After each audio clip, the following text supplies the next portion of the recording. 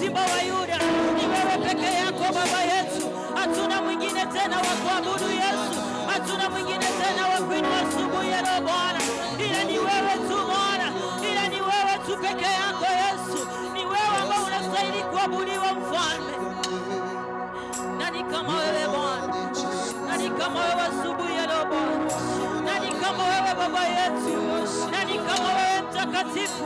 Nani kama wewe Jehova? Nani kama wewe Mfalme wa wafalme? Hakuna mwingine kama wewe asubuhi ya leo Yesu. Wewe peke yako umebaki kuitwa Mungu. Wewe peke yako umebaki kuwa mwaminifu Bwana. Uinuliwe zaidi Bwana.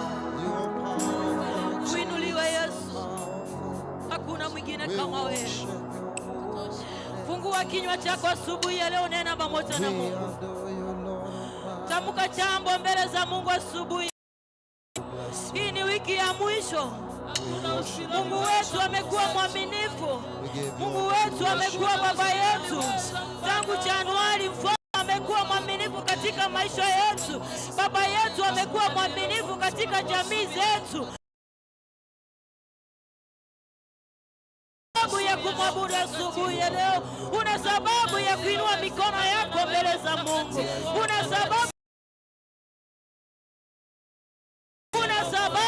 sababu ya kumwabudu Mungu, Mfalme wa wafalme. Yesu, ninakuabudu. Baba, ninakuabudu. Baba, nitaabudu nani nisipokuinua Yesu? Wewe ni Baba, wewe ni mwema, wewe ni mwaminifu. Hakuna mwingine kama wewe Bwana. Umelinda familia zetu Mfalme, umelinda jamii zetu Baba yangu. Nina sababu ya kukuabudu asubuhi ya leo Yesu, ya kukuabudu Mtakatifu. Nina sababu ya kukuabudu asubuhi ya leo Baba. Tuna sababu ya kukuabudu asubuhi Yesu. Tuna sababu ya kukuabudu siku ya leo Bwana. Kama kanisa la Nyamatano Bwana, tuna sababu ya kukuabudu. Kama kanisa lako ya kukuabudu asubuhi ya leo Bwana. Umekuwa mwaminifu katika hili kanisa letu Bwana. Utukufu na heshima zote Bwana ni zako wote Bwana. Pokea utukufu wote Yesu. Wote Baba yetu. Wewe ni mtakatifu Baba. Wewe ni mwaminifu Yesu.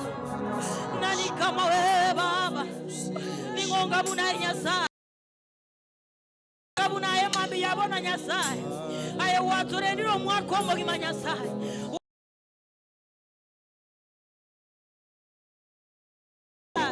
Wature ndiro abana baito Nyasaye.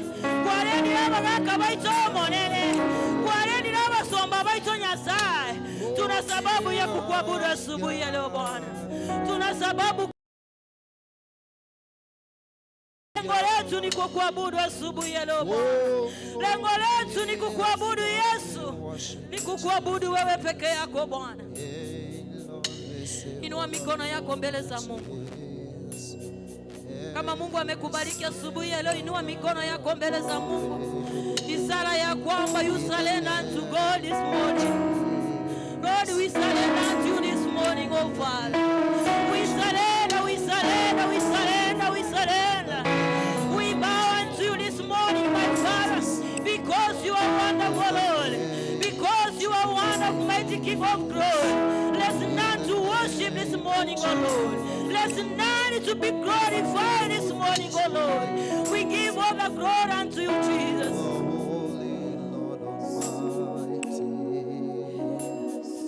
You are holy, you are holy. You are holy this morning, oh Lord. You are holy, you are holy, you are holy, our Redeemer. You are holy, you are holy, you are holy.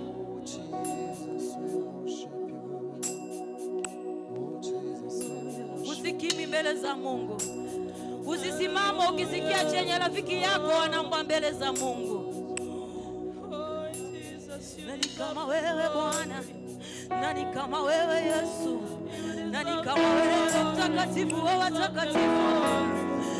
Nani kama wewe Yesu?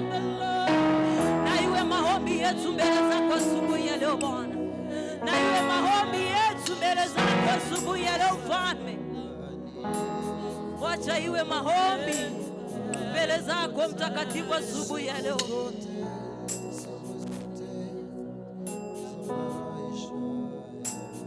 Iwe maombi mbele zako asubuhi ya leo Bwana, maana hatuna lingine Bwana, ni maombi tu mbele zako, ni maombi tu Yesu, ni maombi tu mbele zako, ni maombi tu mbele zako Mtakatifu. Wacha iwe maombi mbele zako asubuhi ya leo Bwana.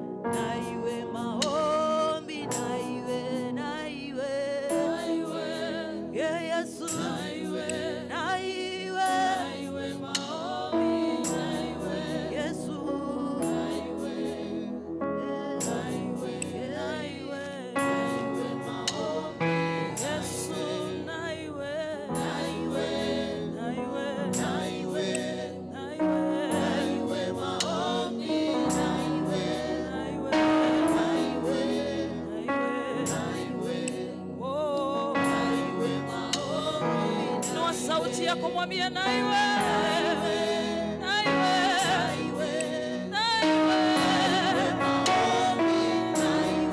na iwe, oh yes, wako. Nataka tuinue mikono yetu kwa Bwana.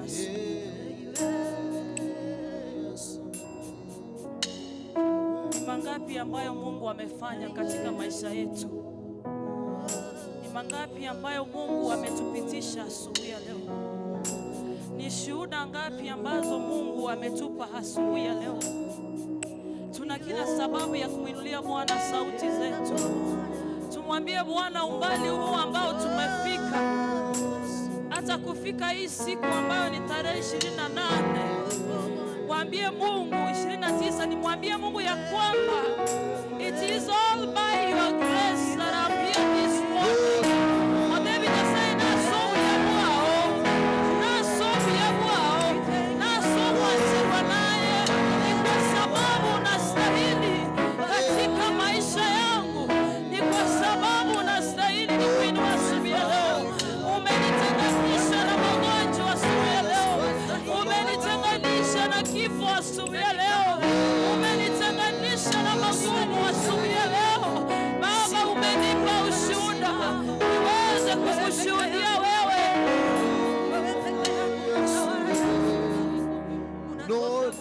Nataka nisikie watu wakimuinua Bwana asubuhi. Nataka nisikie watu wakimuinua Bwana asubuhi leo. Matebinga Nyasaye, it's all about you. To be here this morning, it's all about you. To be in your presence this morning, it's all about you. To be in your presence and to worship you in your holy throne, it's all about you. Sio kwa sababu sisi tuna uwezo, sio kwa sababu tuna uwezo sisi na nguvu, bali ni kibali chako kimetupa uwezo wa kuwa hapa asubuhi ya leo.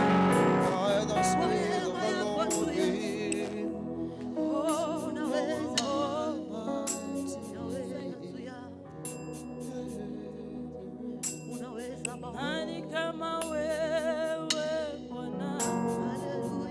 Kama wewe Bwana? Nani kama wewe Bwana? Mungu wetu. Nani kama wewe Bwana? Kama wewe Bwana? Nani kama wewe Bwana? Mungu wetu. Nani kama wewe? Nani kama wewe Bwana? Inua sauti yako mwambie. Ili haya maneno kimwambia Yesu. Nani kama wewe?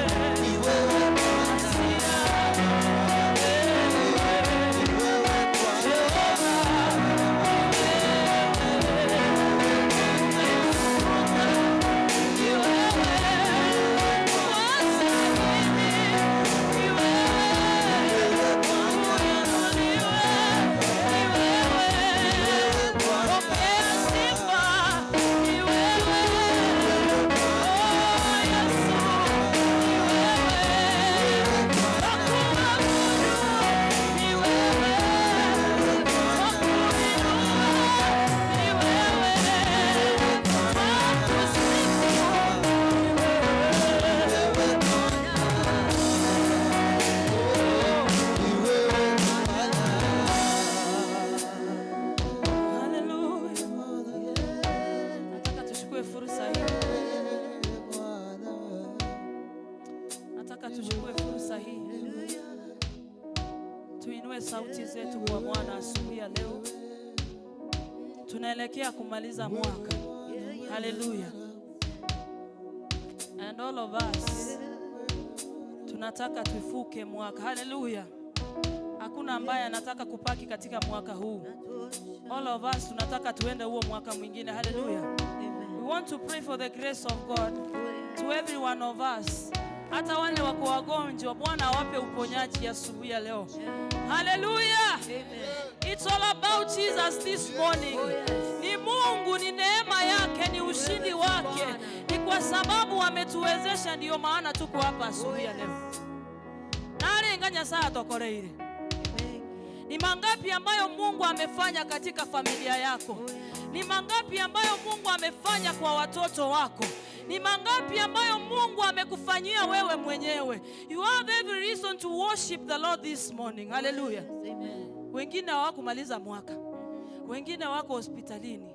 Wengine walipatikana katika accidents wakienda nyumbani kwa sababu ya sherehe ya Krismasi. Hallelujah. Amen. Hallelujah. Amen. Si wewe ulitumia gari ukafika kwenu ukiwa salama. And you are back here because of his grace. Hallelujah. Wacha tuinue mikono yetu, walioketi tuinuke. We thank you, Jesus. Heshimu Mungu. Mheshimu huyu Mungu. Hallelujah. Inua tu mikono yako, mwambie Bwana asante kwa sababu nimefika leo. It is by his grace. Ayakwenda nyagitario irane ukiwa sawa. It is by his grace.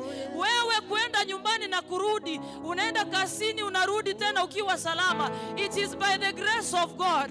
Inua mikono yako, mheshimu huyu Mungu, maana kama sio yeye haungekuwa hapa asubuhi ya leo. Kama uninua sauti yako, mwambie Bwana mwakwandira mwanene munoro chora anyare ko mwakwandira, because it is you and God. Mwambie Mungu lina jambo ambalo unataka kumwambia asubuhi ya leo.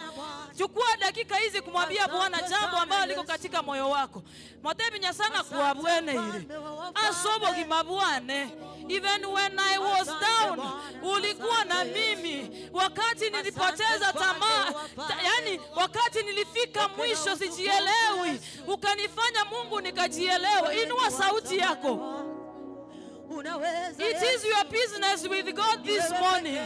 Sio mimi nikusaidie, ni wewe unene na Mungu asubuhi ya leo. Nena kwa sababu ya watoto wako. Nena jambo kwa sababu ya mume wako kama ako hai.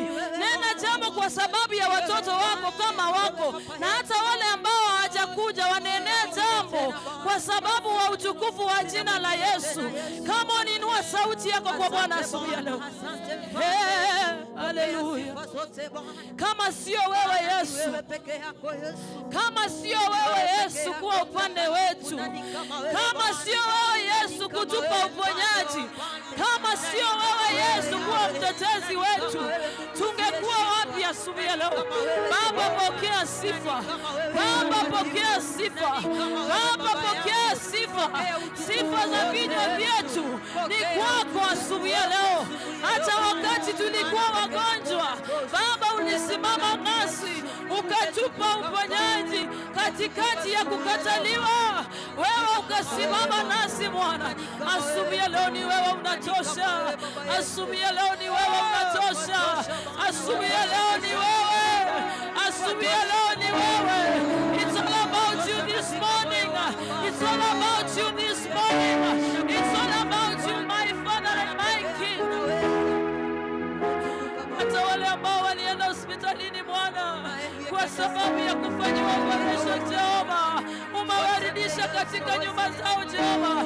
Tunawanenea neno la uponyaji kabisa katika jina la Yesu Kristo. Bwana unasema katika neno lako ya kwamba hakuna silaha yoyote iliyotumwa kinyume nasi ambayo itafaulu asubuhi ya leo. Simama upande wetu Bwana ukatutetee. Simama upande wetu Baba ukatutetea asubuhi ya leo.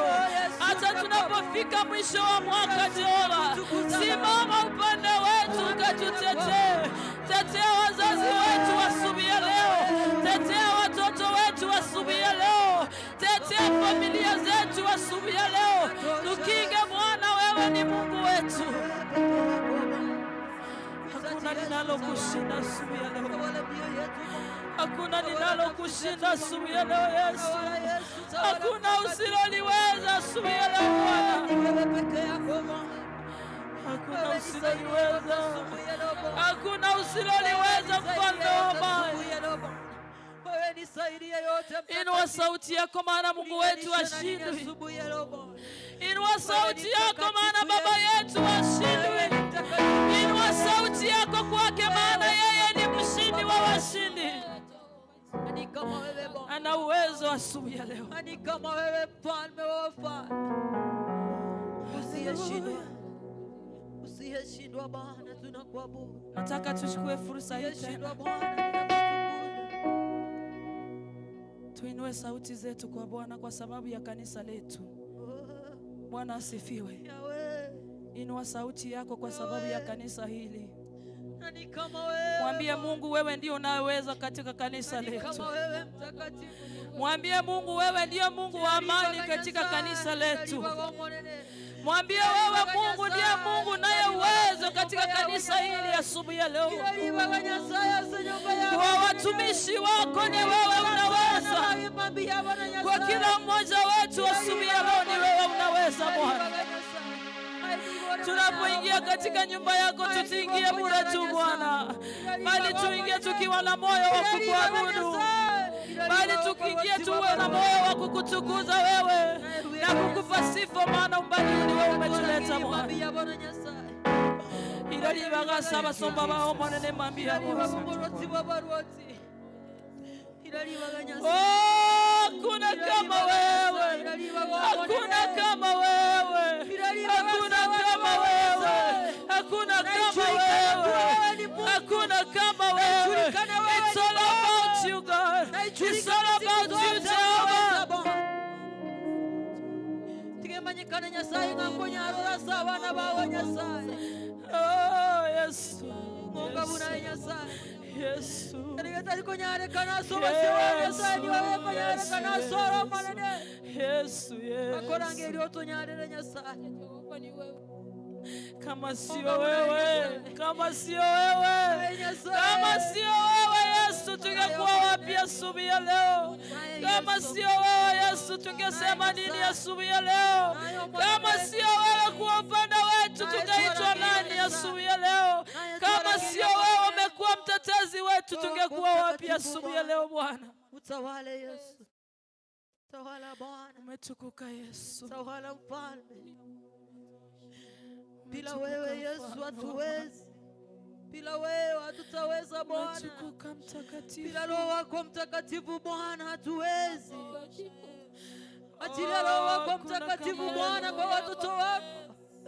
Achilia Roho wako mtakatifu ndani ya mioyo yetu mfalme wa wafalme. Wewe peke yako. Wewe peke yako unatawala Bwana. Wewe peke yako ni zaidi ya yote asubuhi ya leo Bwana. Wewe peke yako ni zaidi ya yote Bwana. Asante Baba, katika jina la Yesu tunakushukuru Yesu. Asante kwa neema yako asubuhi ya leo. Asante kwa kibali cha uhai tena asubuhi ya leo. Bia mono mwana nasinge nchu watu wanchire Nyasaye. Kutara kurum mutinyu matangani o Januari. Baka tuikiro mutinyu iga Nyasaye ni chitariki etio mwanene. Sio kwa sababu tunastahili Yesu. Mungu wetu ni wewe unastahili. Bwana, chukua ushukani katika maisha yetu. Achilia Roho wako mtakatifu katikati yetu Bwana. Omwanene kene tugo chako mwako moyo mwanene. Tuasabire ngobuya bwawo boto isane Nyasaye. Ali ase tutare gukora biyaso bosibu wawe Nyasaye. Utusaidie Mungu, tujirudie Bwana. Uturejeshe tena katika utukufu wako, kwa sababu wewe ni Mungu katika maisha yetu. Bwana, ninakumbuka walio wagonjwa asubuhi ya leo. Mungu wetu, nasema katika neno lako ya kwamba kupitia kwa mapigo yako tulipokea uponyaji. Tunatamka neno la uponyaji katika maisha yao asubuhi ya leo. Omonene mnakuwa tenenetie birema, ugatenenia magata, ugakora bali barenge meuko bakarora Nyasaye. Omonene na baro baoborori ngae Nyasaye gwakorera sama gimabo monene alia sababu ata maote Nyasaye onyare ko wenia maota alia asenge nche monene bweli etalia o Nyasaye miyamona asenge nche tukeliga Nyasaye miyamona asenge nche kero yo moito twakoragirio monene yale mahitaji ambayo tuliweka kwako yale maombi ambayo tumeomba kwako Bwana yasiwe kelele mbele zako Jehova bali yawe manukato kwako Jehova. Utukuze upewe sifa maana ni kwa Yesu Kristo mama na hata kuamini. Amen.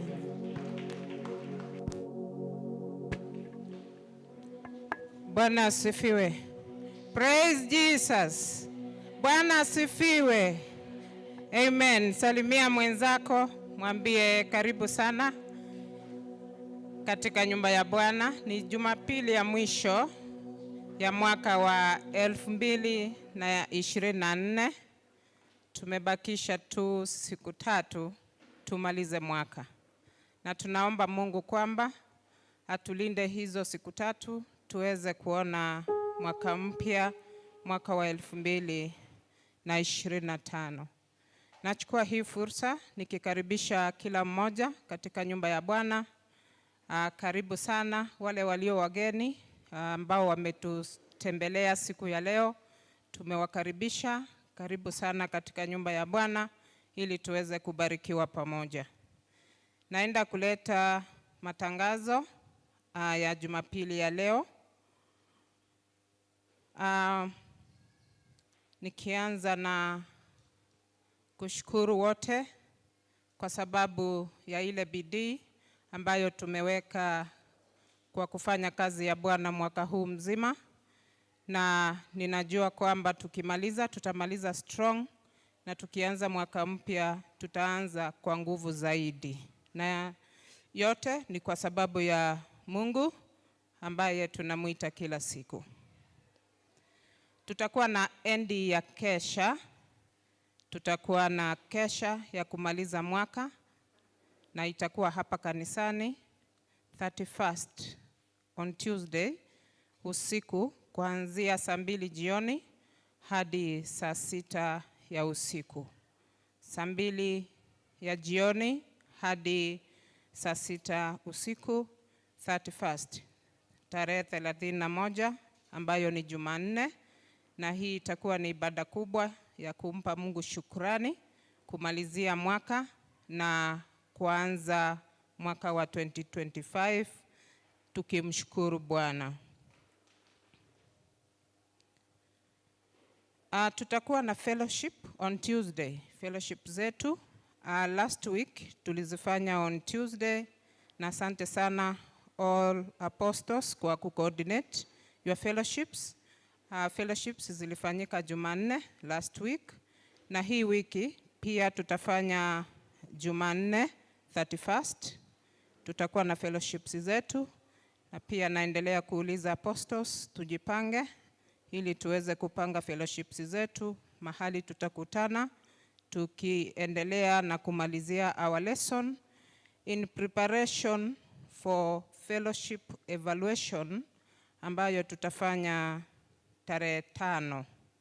Jumapili tarehe 5 tutakuwa na fellowship evaluation, na apostles wote tumeulizwa on Tuesday tuweze kumalizia maandalizi ya huo ama evaluation ya tarehe 5 Januari next Sunday.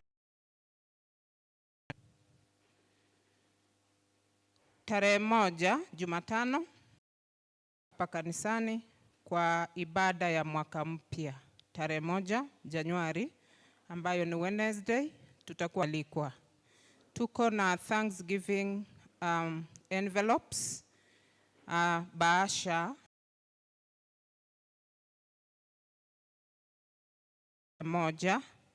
Najua kuna wale already wamechukua zao, na kama haujapata yako utaipata pale kwa meza ya ushers ili tujipange kumtolea Mungu shukrani tarehe 1 ambayo ni Wednesday ya mwaka mpya 2025 tukikutana hapa kwa ibada. Nachukua hii fursa nikishukuru Macedonia West Fellowship kwa sababu wamekuwa kwa zamu the whole of this week, wanamaliza leo jioni, na kuanzia kesho asubuhi tutakuwa na fellowship ya Macedonia East ikianza kesho asubuhi breakfast, imalize Sunday jioni.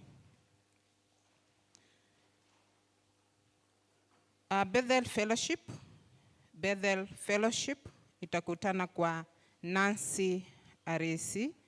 Bethel Fellowship itakutana kwa Nancy Arisi Jumanne. Church Choir inakutana kesho saa 8 kamili hapa kanisani. Church Choir itakutana kesho saa 8 ya mchana hapa kanisani na wote mmealikwa. Our sister Christine Mweni Francis alipoteza dadake. Our sister Christine Mweni Francis alimpoteza dadake mpendwa na atazikwa Jumanne. 31st Tuesday ndio atazikwa, na baadaye tutaambiwa atazikwa wapi, lakini letu kwa sasa tutaombea hiyo familia, tuombee Mweni. Tunajua kwao ni mbali sana. Wacha tuendelee kumkumbuka kwa maombi, na baadaye tutaweza kutoa matunda baada ya ibada ili tuweze kumsindikisha kuenda matanga ya sistake kwao nyumbani. Naona pia kuna vitu mzuri hapa. Hii ni Sunday school team. Baadaye watatuambia ni nini iko kwa hizi maboxes. Tunaweza ona vikapu, lakini kuna box kubwa. So asante sana Sunday school team, the management ya Sunday school. Baadaye tutaenda kuzawadi watoto wetu pamoja na walimu. Kufikia hapo naomba niachie matangazo hapo. Nitaleta choirs ambazo zitatufungia mwaka wa 2024, tukianza na Macedonia West, wafuatwe na youths, alafu tutamaliza na wazee wa nyumba. Wazee watufungie mwaka. Bwana asifiwe. Macedonia West, karibu.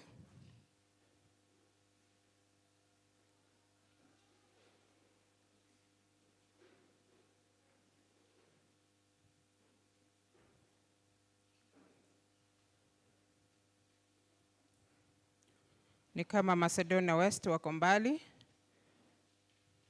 Haya youths.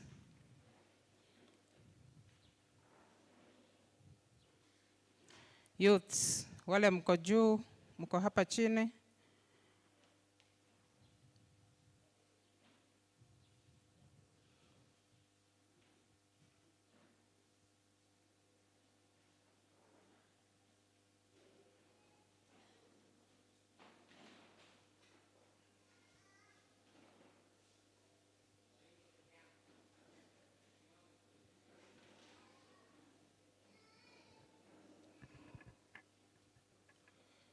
Youths wote wale tulikuwa kampu, si tulilipiwa tukaenda kampu. Tulikuwa over 30 youths. Kama umekaa karibu na youths, tafadhali mtume mbele.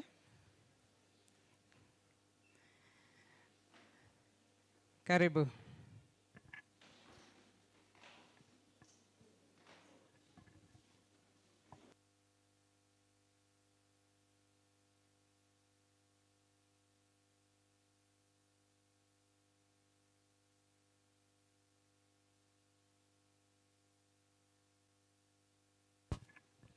Youths wote wale tulikuwa jana mkutano tukiongozwa na CA, tusimame wote.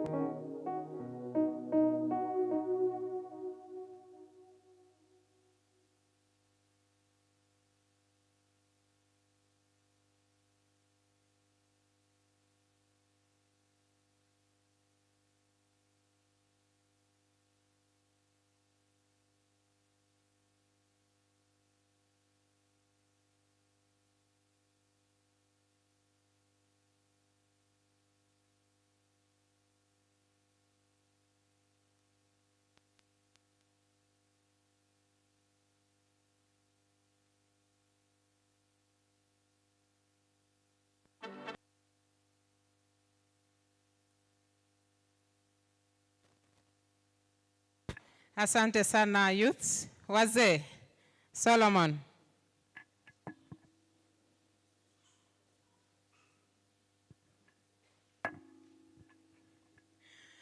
Apostle wa Macedonia West ananipembeleza. Macedonia West. Wakimaliza hivi Solomon, mtufungie mwaka tafadhali. Karibu Macedonia West. Next time tunakuwa askari.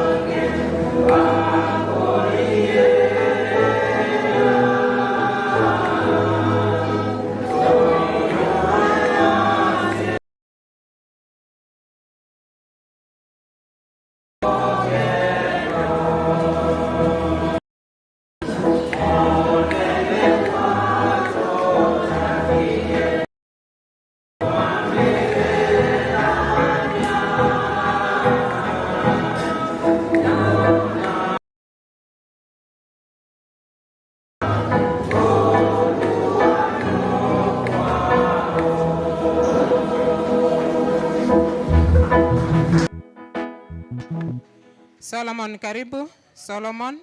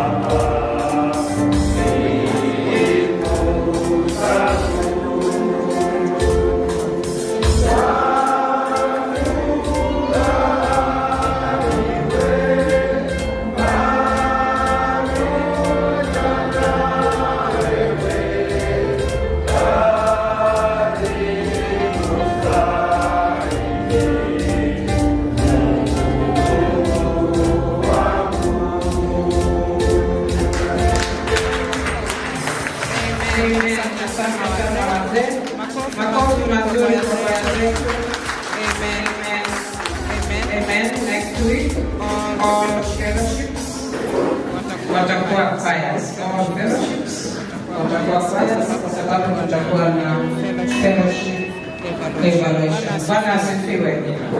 Bwana Yesu asifiwe. Kama wewe ni mgeni siku yako ya kwanza ama umechukua muda ikiwa nje kikazi ama mahali na umekuja siku ya leo, naomba tu unisalimie hivi. Wageni, amen, amen. Hata wageni ni wengi zaidi. Tusimame tu kwa miguu yetu ili tuweze kuona vizuri. Wageni, tusimame kwa miguu yetu. Amen, amen.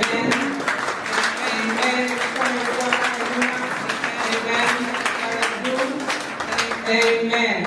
Ukiwa karibu na mgeni, nikaribishie huyo mgeni. Ukiwa karibu na mgeni Dolphin, nikaribishie mgeni. Mwambie karibu kwa nyumba ya Bwana. Na wageni wetu, tukimaliza ibada, tutakutana pale kwa ile meza iko karibu na mlango, tuweze kujuana zaidi. Karibu sana. Asante kwa kuchagua place of worship today. Ukimalizia mwaka, Mungu akubariki. Wakati tunaenda kutoa sadaka na sadaka zetu, tunaenda kumtolea Bwana, na wale ambao wanatutazama ama kama ikiwa uko na pesa kwa M-Pesa na unataka kumtolea Bwana, tuko na till namba ya kanisa ambayo ni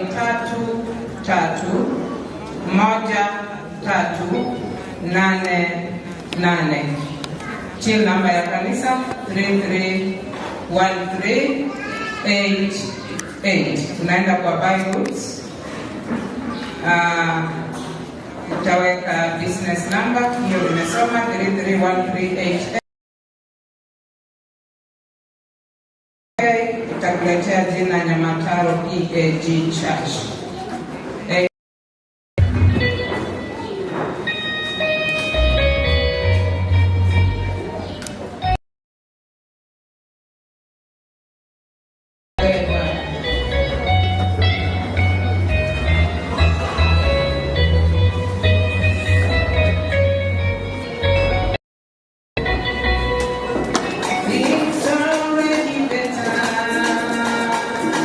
Things are already better.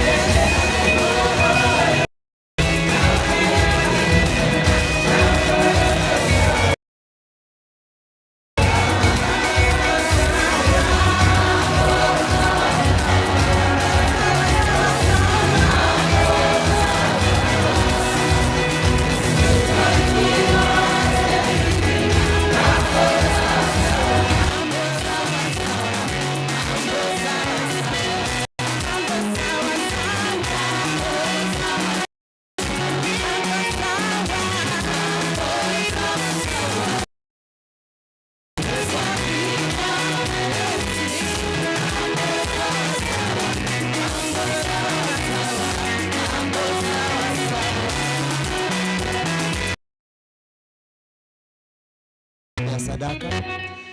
Baba Mungu, katika jina la Yesu Kristo, tunalienzi na kulimidi jina lako asubuhi. Wema wako na fadhili zako Bwana, umekuwa mwema na mwaminifu mwaka mzima Bwana. Leo hii Jumapili ya mwisho ya mwaka Bwana, tena umetukusanya mahali hapa ni kwa ajili yako. Mungu wa amani na matoleo mengine tunayakabidhi mikononi mwako Mungu usiyeshindwa. Neno lako Bwana, nawe utafungua malango ya mbingu ili Bwana ukatunyeshee na baraka zako. Naomba Bwana iwe hivyo. Tumekubaliana na neno lako kwa kukutolea Bwana. Bariki wazee, wamama, vijana pia na watoto wote Bwana walioshiriki kwa matoleo. Bwana katubariki tena siku nyingine tutakapokusanyika tukaweze kukutolea. Jina lako libarikiwe kwa kuwa wewe ni Mungu mtakatifu usiyeshindwa. Kwa Yesu tumeomba na kuamini. God bless you. Amen. Bwana Yesu asifiwe. Tuchukue vitu zetu tuketi katika Bwana. Praise Jesus. Ni wakati nataka kumkaribisha our deacon hatuchukue kwa kipindi kingine. Deacon, karibu. Tumpigie deacon wetu makofi.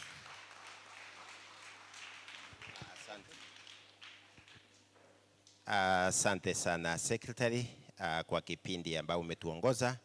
Bwana Yesu asifiwe. Praise God. Happy Christmas.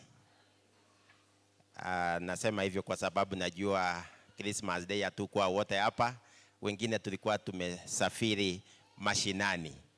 Ndio sababu nasema ni vizuri tusalimiane wote tukisema Mungu wetu ni mwema. Happy Christmas. Tunapokaribia kumaliza mwaka, tunamshukuru Mungu kwa umbali huu. Ningependa sote pamoja tuimbe wimbo namba 15 kutoka kitabu chetu ya Ekegusi. Namba 15 nataka tuimbe pamoja. Namba 15, Ekegoro Kiemiaka. Na ikiwa hauna kopi yako, kopi siko hapa kwa wingi. Utapata yako ni shilingi 200 pekee. Siko nyingi sana. Ekegoro Egetare Kiemiaka. Egetare Kiemiaka. Amen. Amen. Tuimbe pamoja. Egetare Kiemiaka.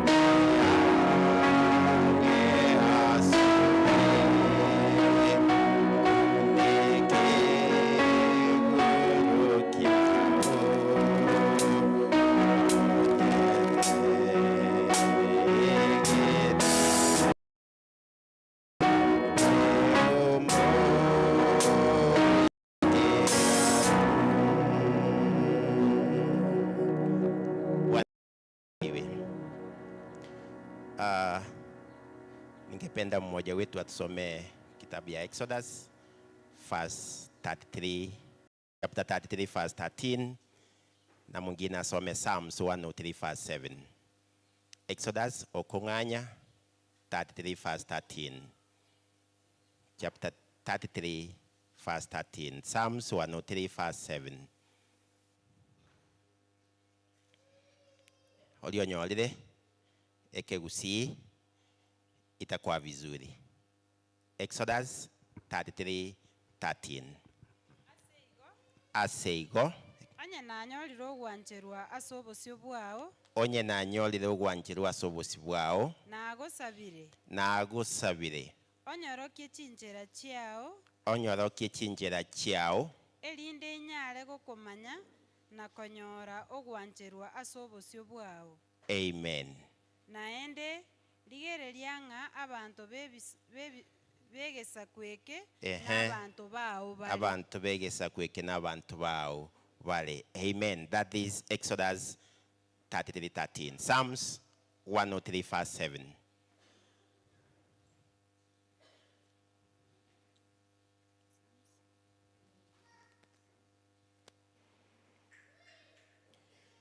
Nere omanyekanetye chinchera chiaye nere omanyekanetye chinchera chiaye ase Musa. Yes. Nabo igo nogokora kwaye ase Abaisiraeli. Amen. Bwana Yesu asifiwe. Huyu ni Musa anapoongea na Mungu. In Exodus, Musa anaambia Mungu, if you are pleased with me, ikiwa umependezwa nami, anaomba kitu kimoja, unionyeshe njia zako. Teach me your ways so that I know you and I continue having favor with you. Huyu ni Musa anaambia Mungu, ikiwa umependezwa nami, nifunze njia zako. Nisidi kujua kabisa njia zako na niendelee kuwa na that favor with you. Huyu ni Musa. Ukienda kwa Psalms, then the Bible says, God himself made known his ways to Moses. Akaonyesha Moses akajua njia zake, lakini kwa watoto wa Israeli akawaonyesha wakajua matendo yake. Mwaka ujao ningependa kila mmoja wetu tuombe sana na Exodus 33:13 ikiwezekana ikuwe fasi yetu in 2013. That tuombe sana Mungu atufunze tujue njia zake. Tujue njia zake. Itakuwa vizuri as we enter into the new year. Mungu atusaidie na atufunze kabisa tujue njia zake. Anahitaji nini? Anataka tufanye nini? Tujue njia zake vile Moses aliomba kutoka kwa Mungu, na ukweli in Psalms 103 verse 7 Mungu alimuonyesha njia zake Musa. Finally, ningependa kusema tunapo mwaka, wacha tusidi kuomba. Wacha tusidi kuomba. Tuombee wenzetu, tuombee kanisa letu, tujiombee sisi wenyewe, tuombee viongozi wa kanisa, tuombee pastors wetu na tuombee nchi yetu. Kanisa ambalo linaomba, Mungu anasimama na hilo kanisa. Bwana Yesu asifiwe. Amen. Wacha tuombe, wacha tuwe waombezi. Tuombe kabisa. Tuombe kabisa. Sio ile maombi ya kusema mimi naomba watu wanione. Maombi ya ukweli.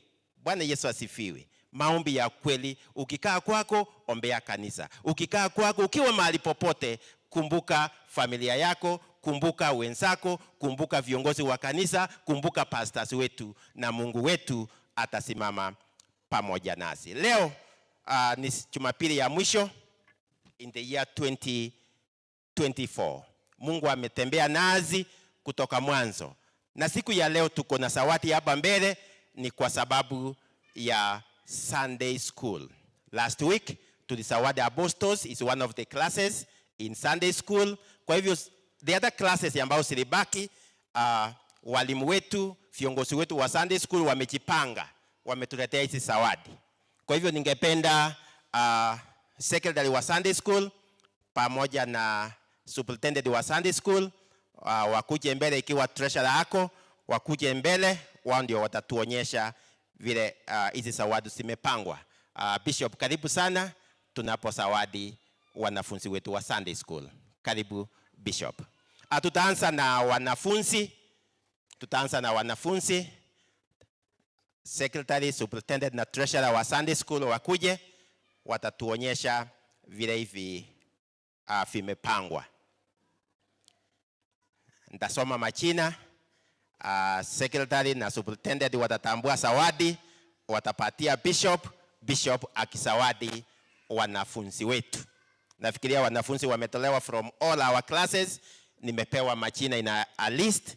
Kwa hivyo wametoka from all our classes except Apostles class, kwa sababu Apostles walisawadiwa last week. Thank you so much. Nataka niite wanafunzi. Unasalimia Bishop, atakupatia zawadi. Amen. Mwanafunzi wa kwanza anaitwa Faith Kemuma. Faith Kemuma, mahali popote ulipo, kimbia mbele usawadiwe, akifuatwa na Mary Kerubo. Hao wawili wakuje mbele. Faith Kemuma, Kerubo.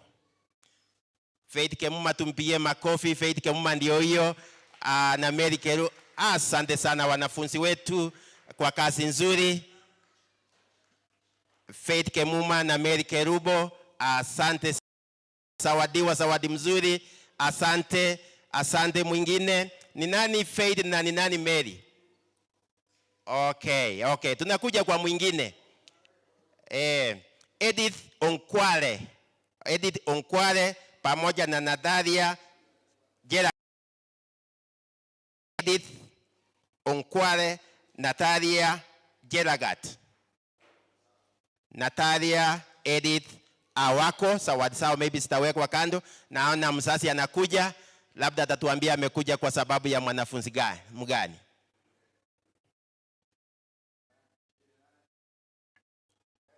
Edith ndio hiyo msawadi. Asante sana Edith, karibu sana. Asante.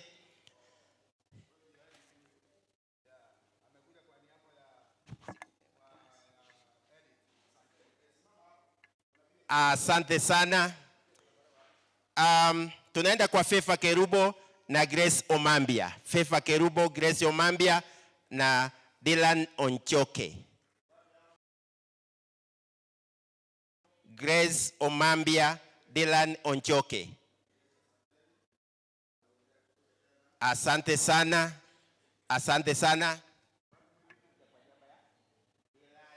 Asante sana, tusimame hapo. Huyu anakuja ni Fefa Kerubo.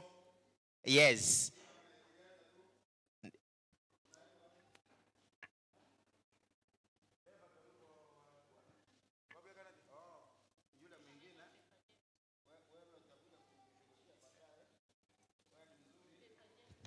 Ameandikwa Fefa Kerubo.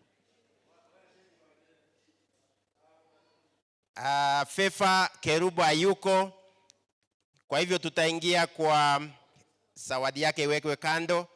Tunaingia kwa Winnie Omete Moses Okech. Winnie Omete Moses Okech.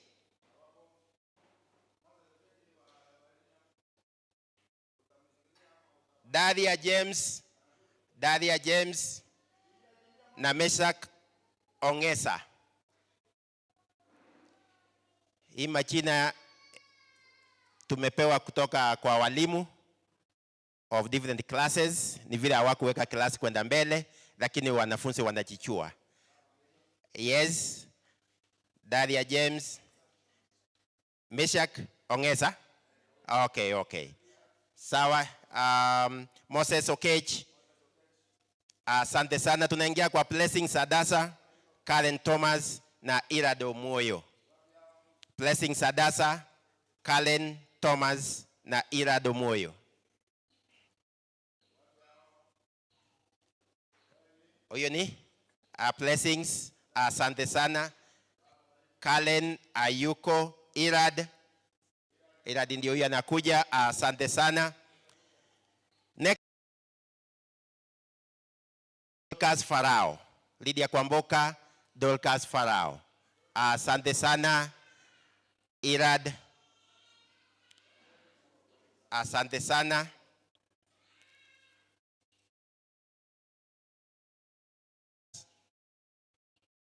Dorcas na huyo ni Madam Lydia Kwamboka. Asante sana. Asante sana. Florence Matu na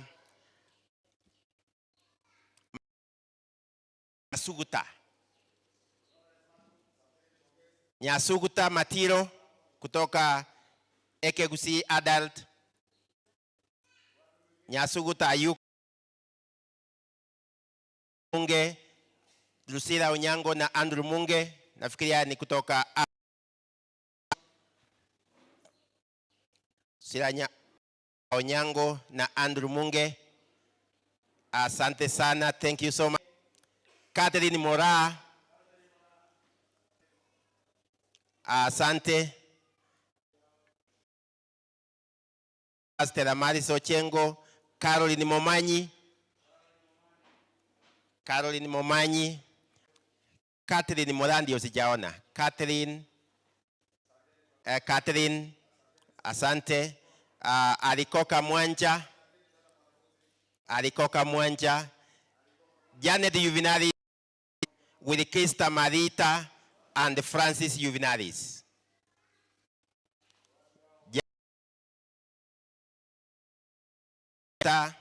Marita and Francis Juvenalis.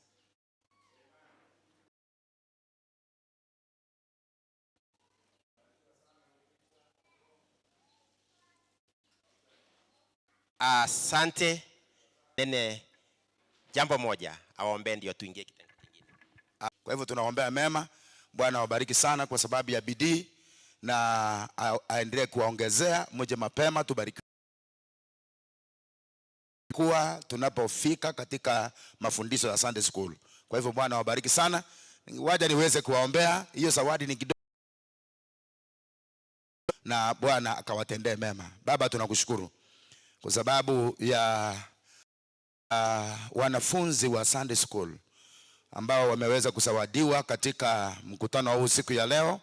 Naomba uwabariki, ukaweze kuwasaidia.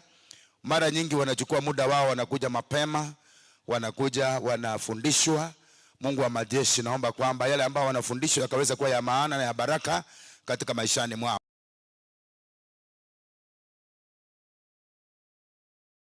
Wakaweze kuwa na bidii, wawe na moyo, waje ili tukaweze kubarikiwa pamoja na walimu. Wanafunzi hawa ni wanafunzi wa maana. Asante pia wengine hawajapata nafasi ya kuja, lakini tunawaombea uwasaidie 2025 wakapate kuwa na bidii kwa ajili ya kuja na jina lako liweze kutukuzwa. Asante kwa yote na vyote katika jina la Yesu. Nafikiri mmetoa. Hebu inua juu hivi. Kila mmoja inue yake juu, kila mmoja inue yake juu, kila mmoja yake juu. Asanteni sana. Bwana wabariki. Mnaweza kwenda kuketi.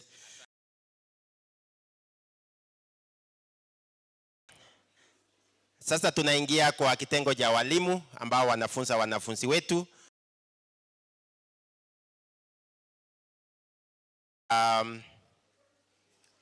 Nitaita walimu wote pambele. Nyasuguta. Asante sana kwa Nyasuguta. Naingia kwa walimu wetu wa Sunday School. Nitaita majina, mnakuja mpange laini hapa mbele. Na wakati huu nitamheshimu Reverend Asuma ndiye atakuja kuwasawadi. Asante sana. Tusikize kwa makini. Tuko na 9 classes. So nitaita walimu, kuna zingine ziko na walimu wawili, ingine mwalimu mmoja. Beginners, tuko na Gladys Sharon na Janet Dennis. Gladys Sharon, Janet Dennis wakuje mbele, tuwapige makofi walimu wetu wanapokuja mbele. Kindergarten tuko na Evelyn James, wapange laini hapa mbele. Primary, Margaret Ogero. Junior CA, Irene Moruli and Maureen Nyamwesi, wakuje mbele. Senior CA tuko na Isaya Omoyo. Baptism class waje wapange tu laini wote, wasawadi mara moja. Asante. Baptism class we have Bishop Kenneth Ogaro. Adult Ekegusi tuko na Pastor Elias Asira. Adult English tuko na David Olelei. Discipleship class tuko na Pastor Julius Ostengo. And Children's Church kanisa ya watoto tuko na Isabella Nyakundi na Mary Akunga. Wapange laini vizuri, watake wakwe 13. Wakwe 13.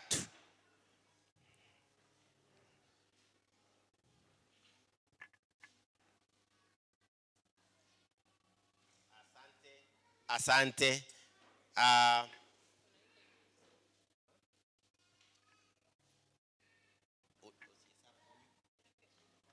Asante. Sasa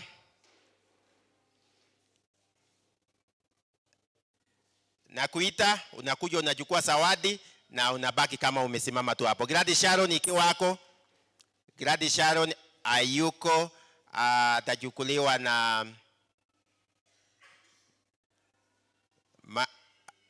yes, kwa niaba ya Gladys Sharon, Dorcas Farao amemchukulia, utasimama kwa line.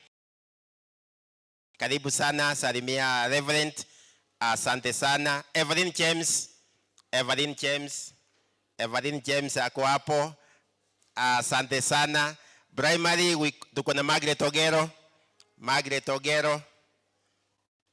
Asante sana. Irene Moruli. Maureen Nyamwesi. Asante. Isaya Omoyo. Isaya Omoyo. Bishop Kenneth Ogaro kutoka Baptism class. Asante sana. Pastor Elias Asira, Adult Ekegusi. Asante sana. Tuko na David Ole. David Olelei.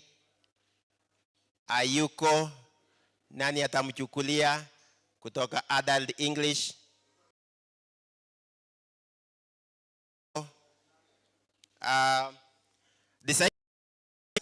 Reverend Julius Ochengo. Kanisa ya watoto Isabella Nyakundi and Mary Akunga. Isabella Nyakundi.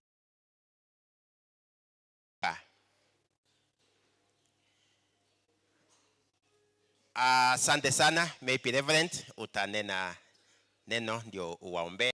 Na hii vitu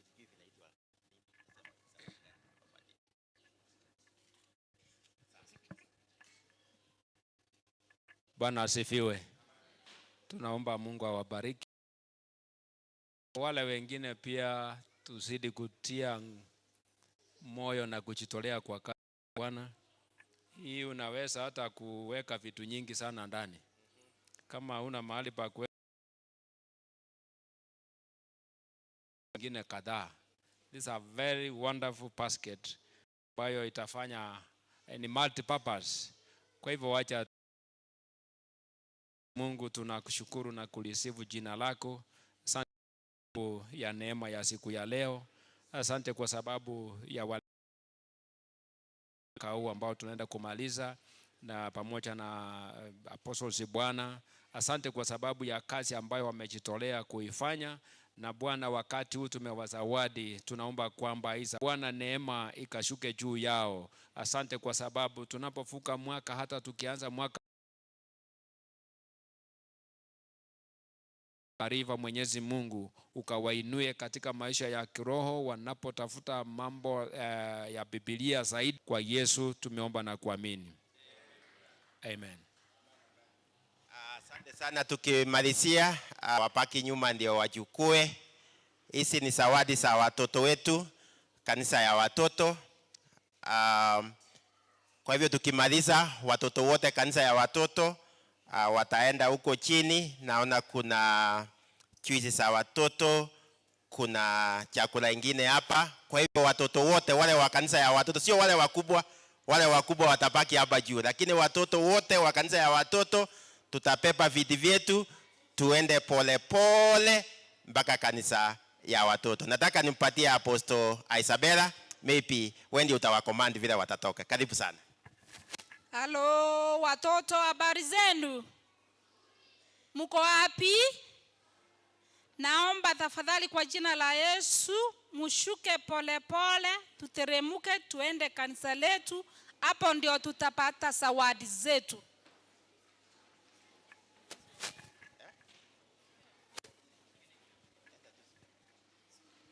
Asante sana. Praise in worship, karibu.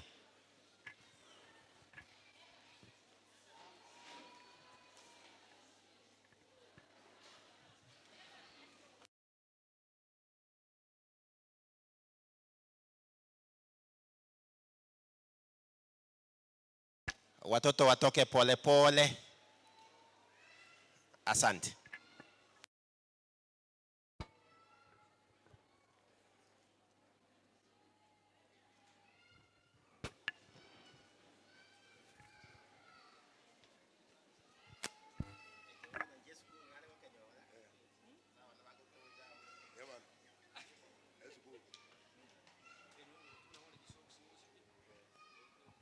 Haleluya, Bwana asifiwe. Amen. Haleluya. Amen. Tote nena sobo siwa Nyasaye.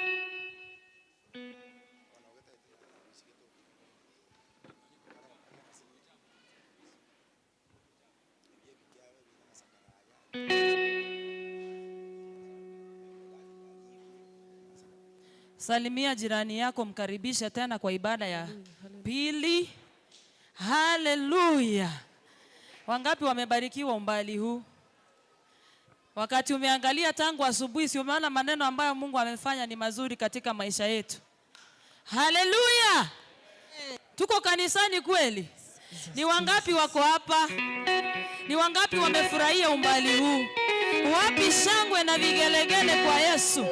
Alafu geuka hivi. Kama uko mbele geuka uone huyo jirani yako nyuma yako umsalimie. Haleluya.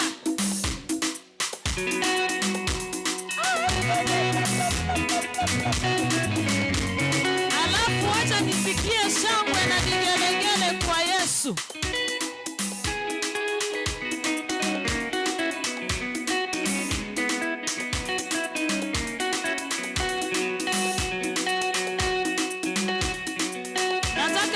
Mikono kwa Yesu.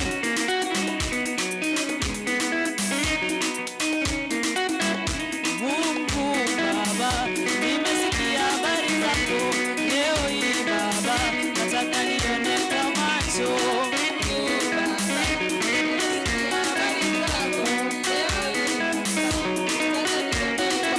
Haya, nataka tuweke mikono juu hivi.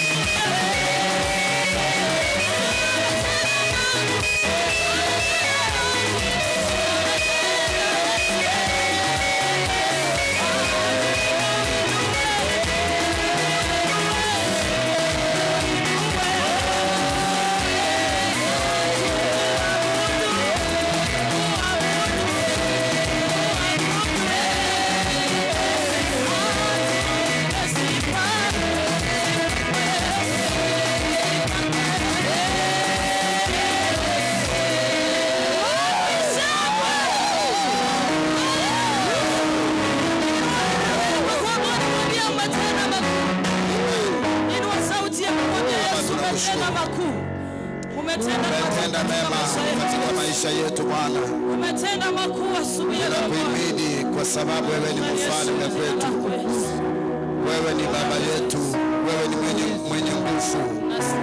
Wewe ndiye tegemeo letu na msaada wetu wa karibu. Ni wewe umetuleta umbali huu Bwana. Tumeona nguvu zako katikati ya mwaka na hata mwisho wa mwaka huu. Tunakushukuru jinsi umeweza kutupigania, jinsi umeweza kusimama pamoja nasi Bwana katika viwango mbalimbali, na umetusaidia katika siku ya leo Bwana, tukiwa hapa Jumapili ya mwisho katika mwaka wa 2024. Naomba kwamba Bwana ukaweze tunapoangalia kutoka nyuma mahali umetutoa mpaka hapa, tuasema Bwana utukuzwe milele. Umetenda makuu kama vile neno lako linavyosema.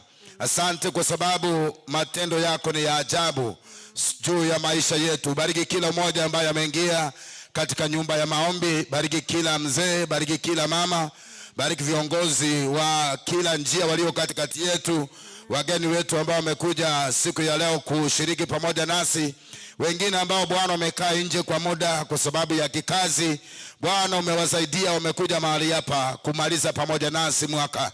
Naomba ukatubariki na ukatuzungumzie katika ibada ya siku ya leo. Mwisho wa ibada hii tuweze kusema kwamba kweli Bwana umetutenda mema. Sifa na utukufu zikurudie, maana hakuna Mungu mwingine aliye kama wewe. Haya ndiyo maombi yetu katika mjana huu, katika jina la Baba na Mwana na Roho Mtakatifu tumeomba na kuamini, na mtu wa Mungu asema amina. Amina. Pigia Bwana Yesu makofi kwa wema wake, maana ni mwema. Akira Yesu chinko bya sengenchera no muya. Amen. Amina. Nashukuru Mungu kwa sababu ya nafasi hii. Na akira Nyasaye mbuya mana sengencheli bageli. Ni Jumapili ya baraka kubwa sana. Ne Jumapili yogo sasa ni oko nene. Jumapili ya mwisho katika mwaka wa 2024. Jumapili yo maeli ya so mwaka 2024. Bwana ametembea pamoja nasi. Nyasaye otaliramo na intwe. Bwana ametusaidia. Nyasaye otokonyire. Tunaweza kusema kwamba yeye ni Ebeneza. Na botora atebengere na Ebeneza. Hata sasa ametupigania. Na nyembo no toruanere. Kwa hivyo ukiwa katika ibada ya siku ya leo, bora somo sangerekana bweli tuko leo. Naomba kwamba Bwana akaweze kukusaidia. Na sabirenga Nyasaye gokonye. Naelewa kuna mambo mengi umeyapitia katika mwaka huu. Ni manyeta mangana na mange waete ira so mwaka huu. Lakini Bwana amekuwa mwaminifu kwetu. Kolende Nyasaye beiro mwege no asetole. Kuna mambo mengi, milima na maponde amangana na mange bitiro ne bitirimbo ambaye tumeweza kupita, tumepanda, tumeteremuka, lakini Bwana amekuwa katika upande wetu. Na kwa sababu hiyo nawakaribisha nyote katika nyumba ya Bwana ili tuweze kubarikiwa pamoja. Kuna watumishi wa Mungu walio ndani ya nyumba. Karibu sana watumishi wa Mungu ambaye tumetembea pamoja nani katika mwaka huu. Pastor Asila, Pastor Teresa, mtumishi wa Mungu Pastor Suma, Reverend Pastor David, Pastor mzee ambaye ni Julius Ojengo, daktari Ojengo, na wengi na bange. Naona hata mtumishi wa Mungu mtoto wetu hapa Pastor Timothy ako ndani ya nyumba. Pastor Timothy, simama utusalimie bwana. Timothy tokwani. Amen. Amina. Simama utusalimie. Timothy ni mtoto wetu hapa, lakini anafanya kazi ya Mungu katika mji wa Liomego. Peana maiki kwake tafadhali. Timothy no mwana ito, lakini hao kare mema. Masomo nyasaye chukocha iga nalio raroroka na iga. Kuna wengine wageni, unajua tangu utoke hapa wengi wanaweza kufikiria kwamba wewe ni kutoka pale Siaya. Amen. Yeah. Amen. Praise the Lord, church. Amen. Today I'm humbled to be here. Lero nekeire manoko ba. I said it is good to come and crown the year together. May God thank you, Bishop, for the opportunity. Amen. Kuna apostle wetu mpendwa ambaye alienda mjini Nairobi.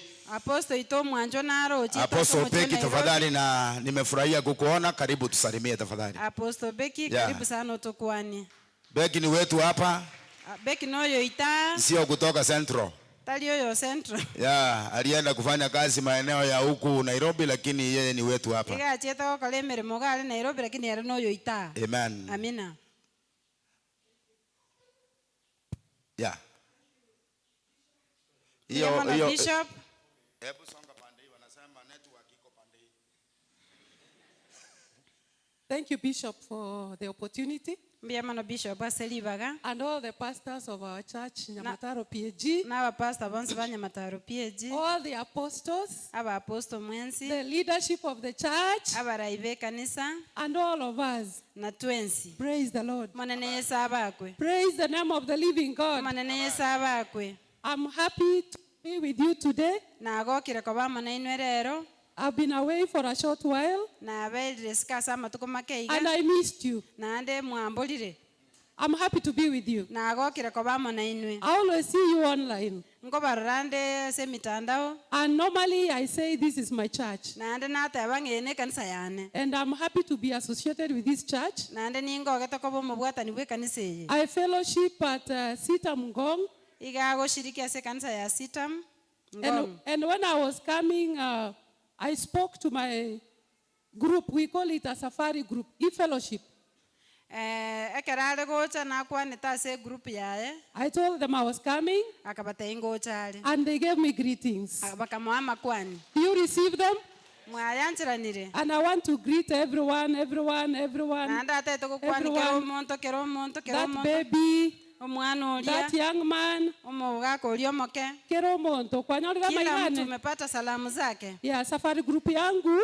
I told you last time inaitwa Jua Kali Safari Group Fellowship. Some churches call it Safari Group. Yeah, so we fellowship together every Sunday afternoon. And we have a very beautiful Bible study like ours here. We also have lessons like ours here. Very beautiful ones. And soon when I get them, some of them soft copy, I'll send you.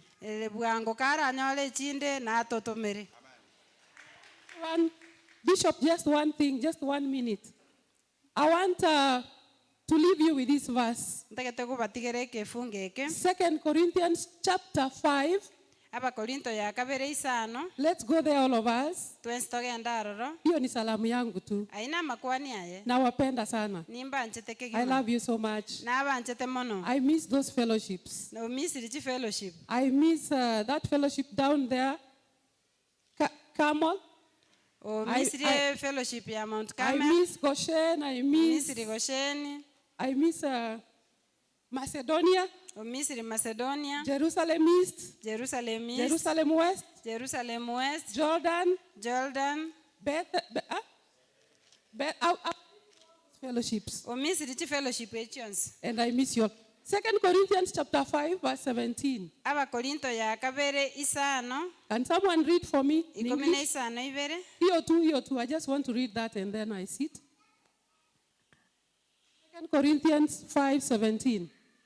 Inasema hivi, therefore if any man be in Christ. Thank you, Bishop. If any man be in Christ, he is a new creature. He is a new creature. All things are passed away. All things are passed away. Behold, all things are become new. Behold, all things are become new. Rora bionsi byabeire ebiya. Naki? Ebiya. Verse 18. Continue. Asayo. Kara ime ya Kristo. Omonto kara barali. Ime ya Kristo. Nigo alege tongwe keya. Nigo alege ntoki. Ni wangapi hapa wako ndani ya Kristo? Wangapi wako ndani ya Kristo? Ime ya Kristo. Thank you so much.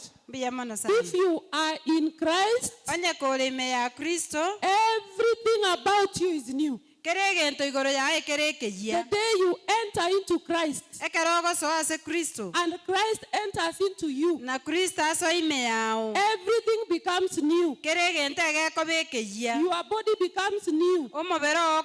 Your thoughts become new. Your lineage becomes new. Your business becomes new. Your ministry becomes new. Kila kitu inakuwa nini? there are no more, I'm saying this, there are no more generational curses. Because you are what? You are new. You are new. Everything is new in Christ. So there is nothing like you are being followed by generational curses. There is nothing like the place where you live, there are demons. Because you are what? Because you are new. And every day of your life,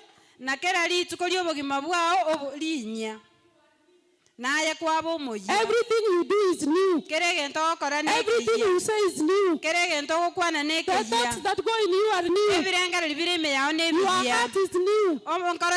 Your spirit is new. That's why David cried to God.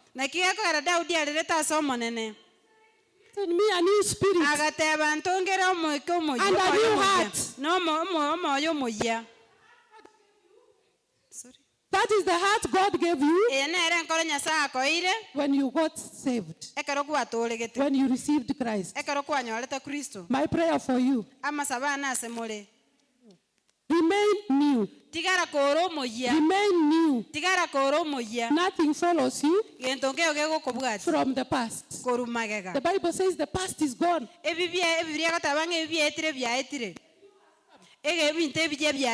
God bless you. Barikiwa kabisa. Kwa sababu ya andiko hilo, Mungu akubariki kabisa. Ningependa nipeane, kuna baadhi ziko hapa na simebeba hati ya ubatizo ama hati ya kuombea watoto, kuweka watoto wakifu.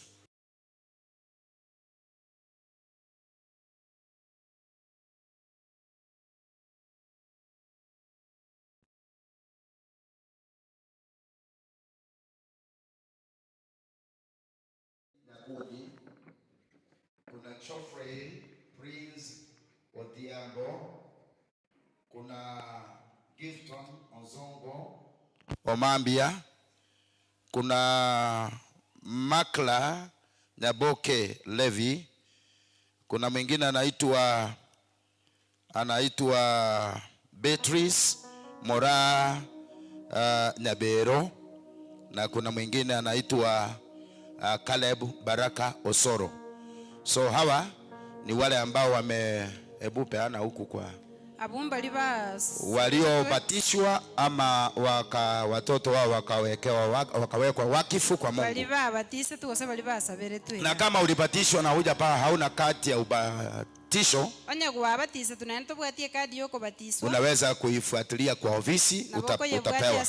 Ama mtoto wako akaombewa na hauna kadi ya kuombea mtoto, unaweza pewa pia. Amen. Amina. Nataka tuweze kuingia moja kwa moja katika neno la Bwana. Niliwaambia kwamba ni Jumapili ya mwisho katika mwaka huu. Ni Jumapili ya kumshukuru Mungu kwa sababu ya matendo makubwa amepata kututendea.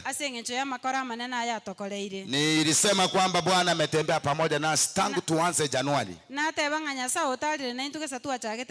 Tulipoanza mwaka huu tukasema kwamba Bwana atembee pamoja nasi. Yeye aliye Alfa na Omega ametembea pamoja nasi kweli. Ametushikilia, ametutetea sana wakati mambo yalikuwa magumu. Amekuwa mponyaji katika maisha yetu. Ameweza kutuinua tulipokuwa chini. Wakati tulitembea ndani ya giza, akatuangazia nuru yake. Na kufika siku ya leo, tuna kila sababu ya kumshukuru. ntole na kerengenjo yoko na kusema kwamba hatujafika umbali huu kwa uwezo wetu, na goteba ngantora iga so chinguru cheito, kwa nguvu zetu, ujuzi yetu, aso komanya gweito. Hatujafika siku ya leo kwa sababu ya ujanja, ntora ika lituko liarera sengenjo yo ama kwa sababu ya pesa, gosa sengenjo yechibesa, ama kwa sababu ya marafiki zako wengi, gosa sengenjo ya basani ba, ama kwa sababu ya watoto wako, gosa sengenjo ya bana ba. Lakini umefika siku ya leo kolende gweikire lituko liarera kwa sababu Bwana aliamua ukaweza kufika. Sengenjo nyasanje tengoike. Kuna wengi walianza mwaka huu lakini hawajamaliza, na bange batage to mwaka huu lakini wewe pamoja na mimi Bwana ametusaidia. Kolenda ya mwananchi nyasa otokonyiri, ameweza kuwa karibu pamoja nasi zaidi ya marafiki zetu. Na kwa sababu hiyo nataka nisome kitabu cha Psalms chapter number 9. Ukipata nafasi utasoma chapter hiyo yote, lakini nataka nisome verse moja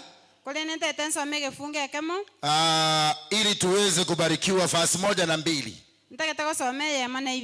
Psalms chapter number 9 verse 1 and 2. Saburi kianda mona ibere. Inasema hivi, I will praise thee, O Lord, with my whole heart, and I will shew forth all thy marvelous works. Verse 2, I will be glad and rejoice in the Lord, in thee, and I will sing praise to thy name, O thou most high. Amen. Hebu soma hiyo. Saburi kianda ya mana ibere goteba ayo monene ningo akerenga mbuya mono nenkoro yane yonsi nindalie emeremo yawo yonsi yogokumya ningoke na gochenga mono ase eng'encho yawo nintere na gotogia elieta liawo ayo monene ule igoro mono. Muumba mbingu na nchi, mfalme wa wafalme, omotongi igoro na nense omoruoti bwa baruoti, wewe uketie katika mahali pa juu, ayo ikaransete asa igoro mono, hakuna wa kulinganishwa na wewe. Umetembea pamoja nasi katika safari ya mwaka 2024. Katika Jumapili zote tumekuwa tukikutana hapa. Bwana, umetuzungumzia kutoka kwa madhabahu haya kupitia watumishi wako, kila mmoja na neema yake. Tumesikia sauti yako kutoka kwa madhabahu haya. Tumeishi nguvu zako kwa madhabahu haya. Tumeweza kusikiza mafundisho kutoka kwa madhabahu haya. Bwana, neema ya uponyaji imeajiliwa kutoka kwa madhabahu haya. Watu wako wameonywa kupitia neno lako kutoka kwa madhabahu haya. Na leo nimesimama ikiwa ni Jumapili ya mwisho, Bwana wa majeshi, na jambo kukushukuru kwa kuwa wewe ni Mungu ambaye umeweza kutuleta umbali huu. Umesimama pamoja na maisha yetu. Umetupigania Baba. Umetuinua kutoka chini. Neema yako imekuwa nyingi kwetu. Umetuponya na kutufuta majonzi. Umeweza kutupa tumaini wakati hatukuwa na tumaini. Ninaomba kwamba Bwana, kupitia neno hili zungumza na moyo wa mtu mahali hapa, aone kwamba sio kwa nguvu wala kwa uwezo, lakini imegharimu mkono wako. Tunakushukuru kutoka kwa madhabahu haya. Hatujui kuomba mambo matamu matamu, lakini tunasema asante Bwana, kwa kuwa umetupigania, kwa kuwa umetutetea, kwa kuwa umesimama pamoja na kila mmoja aliye hapa. Umeweza kututendea yale mwanadamu hawezi akayatenda. Mmeweza kutuondolea aibu za kila njia. Zile zilipangwa zikapangika. Bwana, umetuondolea hayo yote. Maagano Shetani alifanya kinyume nasi katika mwaka huu yameshindwa kwa jina la Yesu Kristo. Umetutenda mema, tumefika siku ya leo kupitia kwa nguvu na uwezo wako katika jina la Yesu Kristo. Napo nena neno hili nitumikie kama chombo tu Baba, ili neno lako likaweze kuja kwetu na tuone maana ya kukushukuru na hata kukutukuza kwa wema wako katika jina la Yesu. Nimeomba na kuamini, na mtu wa Mungu asema amina. Amen. Amen, amen. Amina.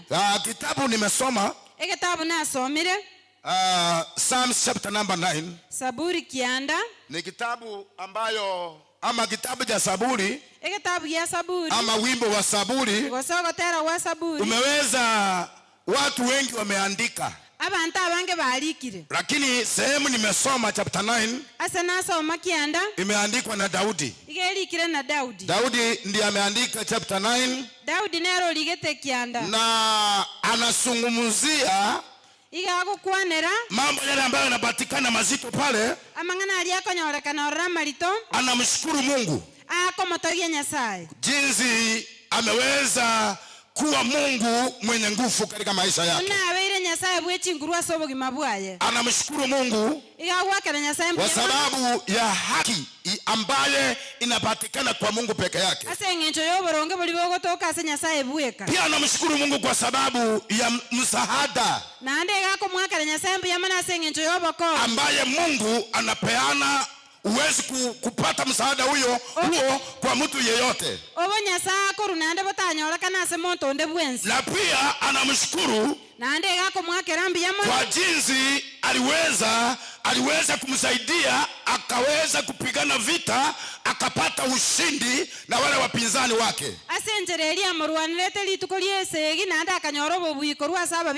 Na baadaye tena naomba kwamba Bwana nisaidie, unikomboe kutoka kwa mipango ya wale ambao wanataka kunimaliza ama wale wanataka kuniua. So hayo ndio mambo yanapatikana katika chapter number 9. Anasema nitakushukuru Bwana, wewe nitakuhimidi, nitakutukuza, nitasema asante. I will praise thee, O Lord,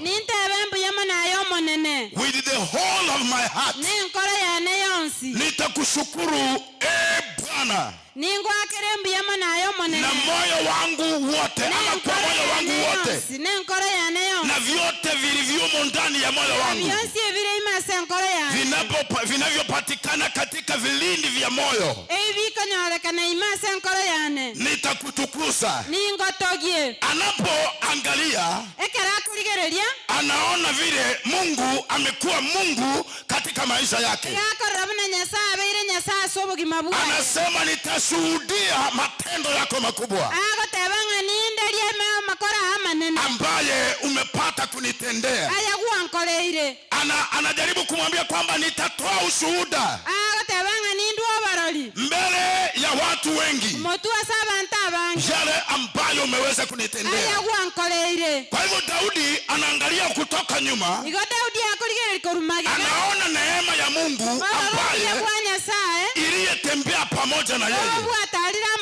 Na mwaka wa 2024 kwa uwezo wa Bwana Mungu ameachilia neema ambaye imetushikilia, ambaye imeweza kufanya tumefika umbali huu.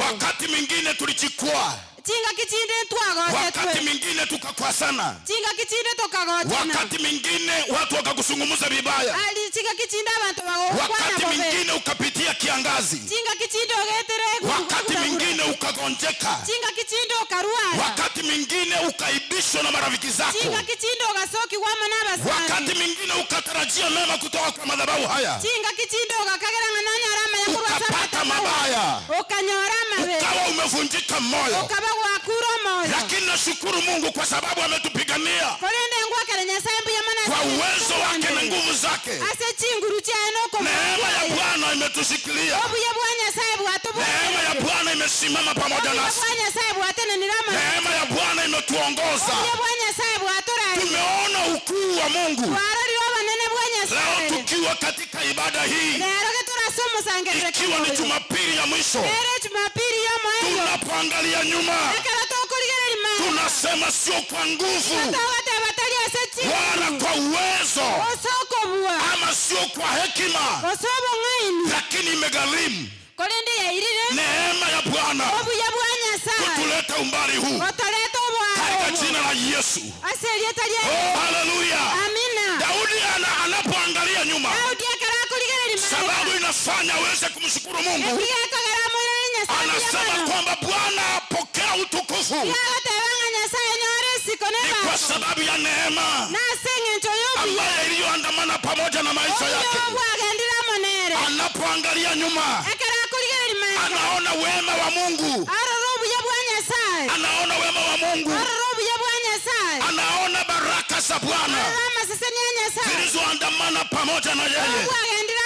Anaona hekima ya Mungu ambaye iliweza kumsaidia.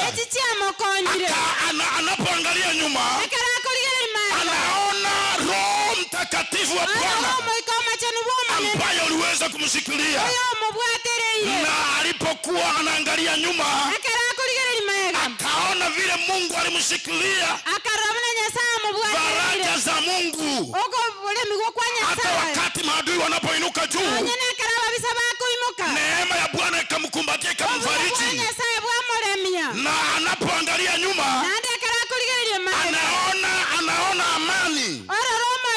Amani ambayo inatokana kwa Mungu. Ndio sababu hiyo chapter number 9 anasema nitamshukuru Mungu kwa moyo wangu wote na vyote vilivyomo katika jina la Yesu. Oh, haleluya. Nimekuja katika mjana huu nikwambie mtu wa Mungu kwamba haijakuwa rahisi.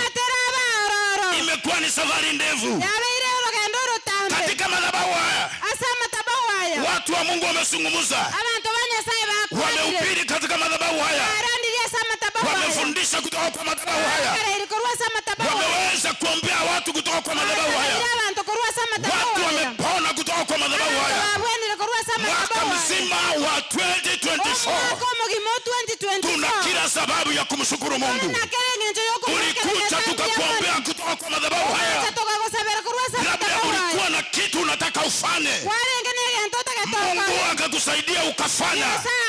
Una sababu ya kusema Bwana, sio kwa nguvu zangu. Mwaka wa 2024 ninapoangalia mahali Mungu amenitoa, Bwana amenitendea, una kila sababu ya kusema yeye ni Mungu. Daudi aliangalia akasema, mimi nitamshukuru Mungu kwa sababu ya wema wake. Nitamshukuru Mungu kwa sababu ya amani yake. Nitamshukuru Mungu kwa sababu nguvu zake ni nyingi.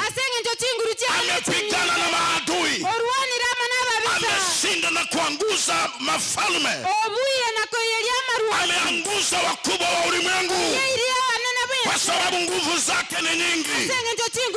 Katika mchana wa leo tuna kila sababu kama na matao kumwambia kwamba Jehova Mungu, wewe unatosha. Wewe ni Mungu, wewe ni mwenye uwezo, wewe ni tegemeo letu, wewe ni Mungu wa karibu. Wakati watu wengine unasonga nyuma, Mungu amekuwa Mungu wa karibu. Wakati watumishi wa Mungu hawatakukaribia, hawatakusaidia, Mungu anabaki kuwa Mungu katika maisha yako. Unasakira kwa sababu ya kusema yeye ni Mungu mwema katika jina la Yesu Kristo. Ni kwa nini Daudi anasema anamshukuru Mungu na moyo wake wote? Daudi anataka kumtukuza Mungu na moyo wake wote kwa sababu ya yale ameweza kuyatenda. Yale ambayo Mungu ametenda hayawezi kufanywa na mtu yeyote. Kwa hivyo anamshukuru kwa sababu ya nguvu za God's power. Nguvu za Mungu. Daudi anasiona anapopigana na maadui zake. Unakumbuka Daudi alipochaguliwa kuwa kiongozi, mafuta yalipowekwa juu ya maisha yake, aliweza kuwa na nguvu za kiungu na akawa na ule uwezo wa Mungu, akawa na uwezo kupitia kwa nguvu za Mungu. So akaanza uongozi ya watu wengi, mataifa mengine yalikuwa yanapigana vita pamoja na yeye. So mahali hapa kwenye sasa nimesoma, anapoangalia vile aliweza kupigwa vita, anasema kweli Mungu ni Mungu mwenye nguvu, ni Mungu mwenye mamlaka, ni Mungu. Hakuna Mungu mwingine unaweza kumlinganisha na Mungu wa Ibrahimu, Isaka na Yakobo. Mungu aliyeziumba mbingu na nchi. Anasema yeye ni Mungu mwenye nguvu. Haleluya. Tunapomaliza mwaka huu, tumalize kwa nguvu za Mungu, tumalize kwa uwezo wa Jehova, tuweze kutegemea Mungu. Awe ndio the source of our power. Yeye awe ndiye nguvu zetu zinatokana. Wengine upata nguvu zao kutoka kwa mizimu, kutoka kwa waganga, kutoka kwa wachawi na vitu kama hivyo. Lakini wacha sisi tupate nguvu za Mungu, ama tupate nguvu zetu kutoka kwa Mungu. Ndio sababu Daudi anasema ninamtukuza Mungu wangu kutoka ndani ya moyo wangu kwa sababu ya nguvu zake. Haleluya. Ulipoanza mwaka huu, mambo yalikuwa hayaendi vizuri. Ulipoanza mwaka huu, kuna mambo yalikuwa yanakuchanganya katika mawazo, kuna mambo yalienda kinyume na maisha yako, labda ndoa yako, labda watoto wako, labda biashara, labda mahali unafanya kazi, ikawa mambo yameshikamana, yamekusonga sana. Lakini kupitia kwa nguvu za Mungu, Mungu akakusaidia ukatoka mule ndani kwa uwezo wa Bwana. Oh, haleluya.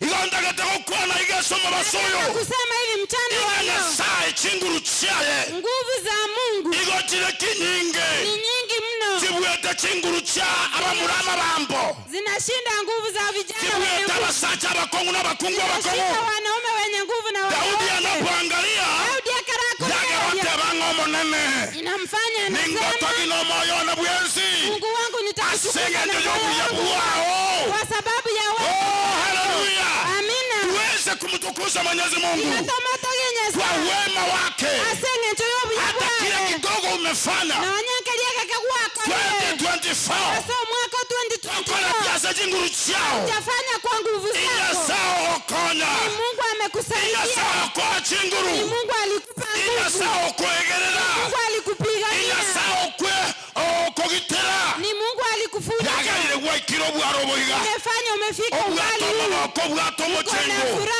akatabangekana Nyasaye. Unasema kweli Mungu akokola mangana maya ametutendea mambo mazuri asante Kristo Yesu, katika jina la Yesu. Ega ndoke kwa Daudi, kitu kinafanya Daudi anamshukuru Mungu na moyo wake wote. Ni vile Mungu alivyo Mungu wa haki.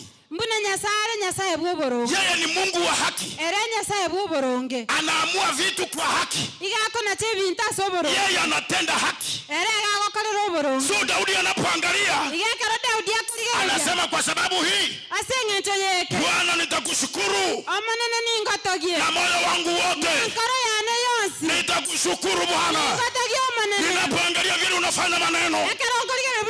Ninapoangalia vile unaamua mambo yako. Vile unaamua kesi yangu.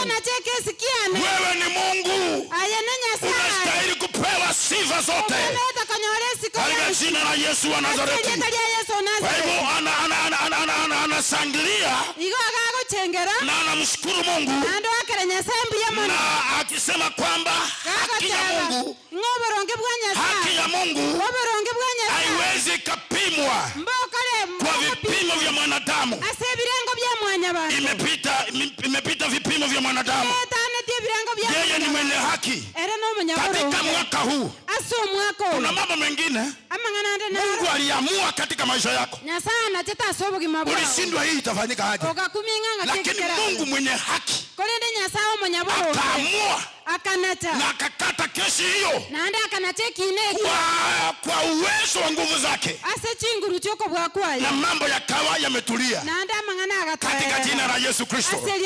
Kwa hivyo unapofika umbali huu, una sababu ya kusema Bwana unastahili sifa na utukufu katika jina la Yesu Kristo. Wengine walipotaka kupeleka watoto shuleni wakawa hawana pesa.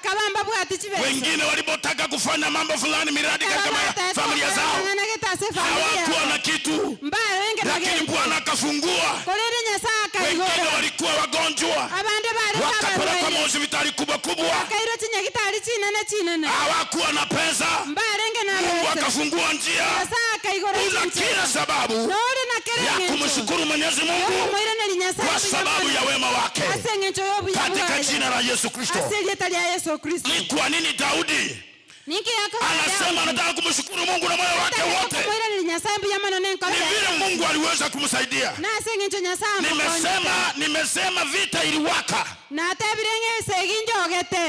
Iliwaka kinyume na Daudi. Watu wakainuka military. Wa military. Ama jeshi kubwa ikainuka kupigana pamoja na yeye, lakini Bwana akamsaidia.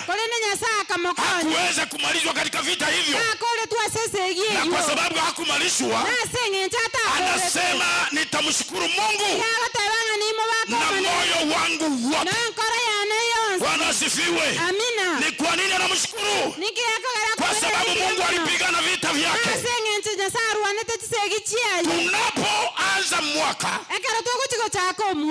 Tunapoanza mwaka ama tulipoanza mwaka ule ama mwaka huu, tulipoanza mwaka wa 2024, tunapoweka mikakati ya mwaka, na Shetani naye anaweka mikakati yake. Tunaposema mwezi wa 4 tutafanya hii, Shetani naye anaweka mikakati, anasema hii haifanyiki. Kila tumepanga ako pale kupinga. Lakini Jehova Mungu anapopigana vita kupitia kwa msaada wake, tuna kila sababu ya kumshukuru, kwa sababu tumefika umbali huu kupitia kwa uwezo wa jina lake. Na mtu wa Mungu asema amina. Ni kwa nini Daudi anamshukuru Mungu? Anasema kwamba nashukuru Mungu ili aweze kunikomboa kutoka kwa mikono ya maadui, wale ambao wanataka kuniua. Halo. Anasema anamshukuru Mungu kwa yale ambayo ameweza kutenda, na tena anamshukuru kwamba ninataka unisaidie, unikomboe kutoka kwa wale ambao wanataka kuniua. So ana kila sababu ya kumshukuru Mungu kwa sababu ya na kwa sababu ya mkono wake ulio hodari kumkomboa na kumnasua kutoka kwa mikono ya watesi katika jina la Yesu Kristo.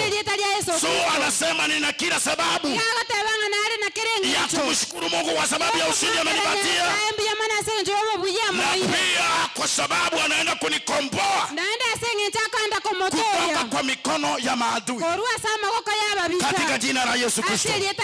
Kwa hivyo ukisoma hiyo chapter 9 yote itakwambia hiyo maneno nimezungumza hapa. Itakwambia vile ni sababu gani inamfanya aweze kumshukuru Mungu, yale ambayo Bwana ameweza kuyatenda inakuwa ni sababu ya kumshukuru Mwenyezi Mungu. Kwa hivyo tukiwa katika nyumba ya Bwana, ikiwa ni Jumapili ya mwisho katika mwaka huu, Jumapili kama hii haitaonekana tena, ya 2024 Disemba kama ya leo, tukikutana wiki ijayo itakuwa ni 2025 na maneno yake katika jina la Yesu Kristo. Kwa hivyo Bwana amekupigania, Bwana amekuwa pamoja na wewe, hata kama una mambo mengi umefanya, uko hai, Mungu amekupigania katika mwaka wa 2025 and 2024. Bwana amekupigania. Kuna malengo yako ulikuwa nayo, ulitaka ufanye hii na hii na hii, haikuwezekana, lakini bado uko hai, na kwa sababu uko hai, Mungu bado ataenenda pamoja na wewe katika 2025. Kile haukufanya vizuri 2024, Mungu atakusaidia 2025 na ufanye kupitia kwa nguvu za Mungu, na ni katika jina la Yesu Kristo. Naomba kwamba Mungu atusaidie. Uangalie mahali Mungu amekutoa, uangalie vile alisimama pamoja na wewe, uangalie vile uliisha kabisa, ukakosa tumaini, hata ukakaribia kufunga duka. Mungu tena amekusaidia, umepata nguvu, ukawa na shida katika mahali pa kufanya kazi, Bwana akaingilia katikati, ukaweza kuendelea na kazi vizuri. Milango ya wengi imefunguka mwaka huu, wengine kuajiliwa, wengine kujenga manyumba, wengine kununua mabroti, wengine kupeleka watoto universities, wengine kuanzisha biashara, wengine kuinuliwa katika mambo ya Mungu, wengine kufanikiwa promotion katika mahali wanafanya kazi. Una kila sababu ya kumshukuru Mungu kwa sababu ya matendo yake makubwa. Oh, hallelujah. Una kila sababu ya kumshukuru Mungu kwa sababu matendo yake ni ya ajabu. Wengine milango yao ilikuwa imefungika, wamemaliza university, wamemaliza college, hawajaajiliwa.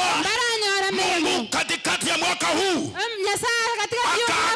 akafanya vile alivyofanya, milango ikafunguka, na ni katika jina la Yesu.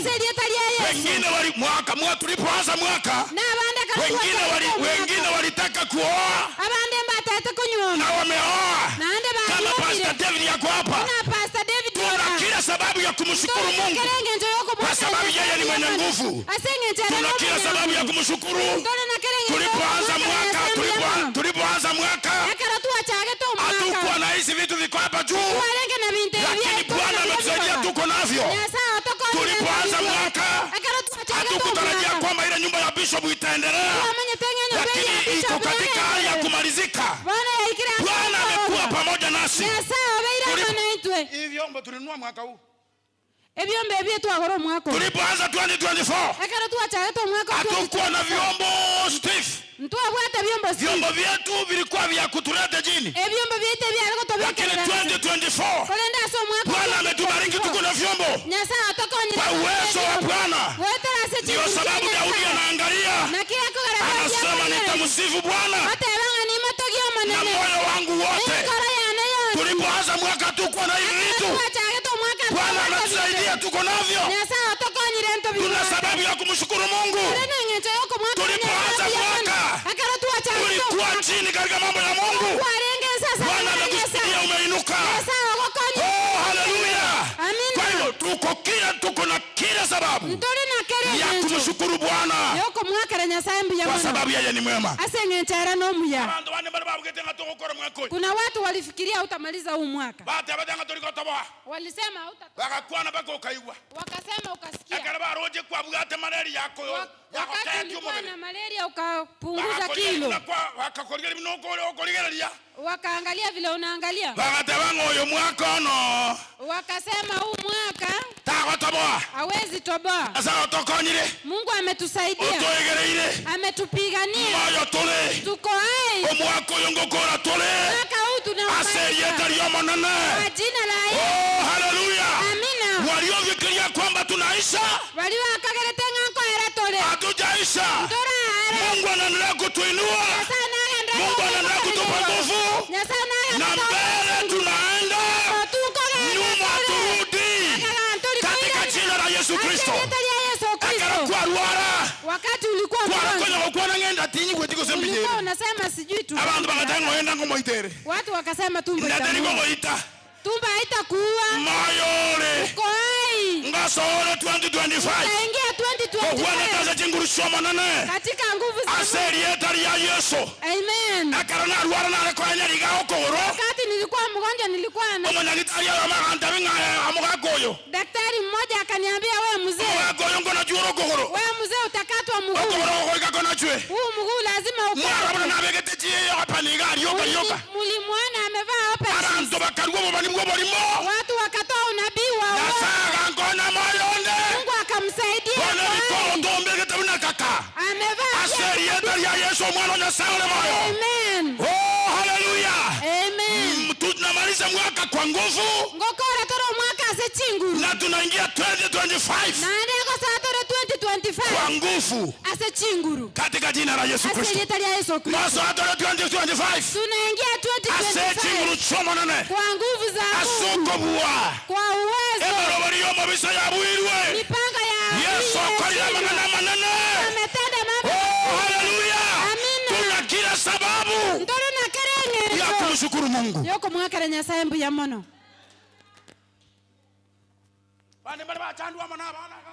Kuna watu walisumbuliwa na watoto hapa.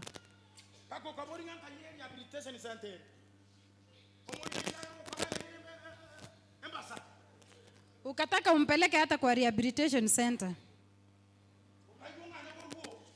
Ukafikiria uame kutoka kwako. Ukasema sitazeeka nikiwa mahali hapa. Abuna wako hotera. Hapo ndio utazeeka. Azeri etari monane. Katika jina la Yesu. Daudi atabanga Nyasaye no munyanguru. Daudi anasema Mungu ni mwenye nguvu. Wote amugako tato tamakarunga. Nyasaye no munyanguru wote njomo kunguoyo. Kwake. Nyasaye no munyanguru wote. Mungu akubadilisha huyo bibi yako. Nyasaye no munyanguru wote njomo sato yo. Mungu ako na nguvu ya kubadilisha. Bana bao. Kwako utulie. Aseri etari ya Yesu mwana Nyasaye no moyo. Maana yeye ni mwenye nguvu. Kiagala no munyanguru. Bwana asifiwe. Amina. Yeye ni mwenye nguvu. Era no munyanguru. Habakwa manana. Amina. Daudi awatango motogindo maneno moyo na bwenzi. Daudi anasema nitamsifu Mungu kwa moyo wangu wote. Tarikoligereria yanga nkyaba bisaba bangete. Angalia maadui wanataka nini? Tarikoligereria banya ngakyaba bali batingita matisi babegete bakayura. Bali bakumuna military. Angalia jeshi vile imevalia.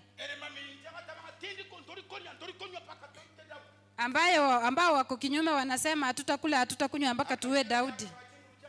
Akaangalia akaona nguvu za Mungu. Akasema kweli. Mimi nitamtukuza Mungu na moyo wangu wote kwa sababu ya wema wake. Amen. Uko hapa kwa huu mkutano. Uwezi sema Mungu hajakufanyia kitu. Hata kama ni kidogo. Hata mahali umefika hapa siku ya leo. Ni Mungu amefanya umefika. Amen. Kuna watu wengine wanakuwa wagonjwa na hawana pesa. Hawana kadi ya NHIF. Hawana mtoto wa kumshughulikia. Anakuwa mgonjwa na anapona. Hajakunywa dawa yoyote. Uko na sababu ya kumshukuru Mungu. Sio kwa nguvu zako. Kuna watu wako na kadi za nguvu.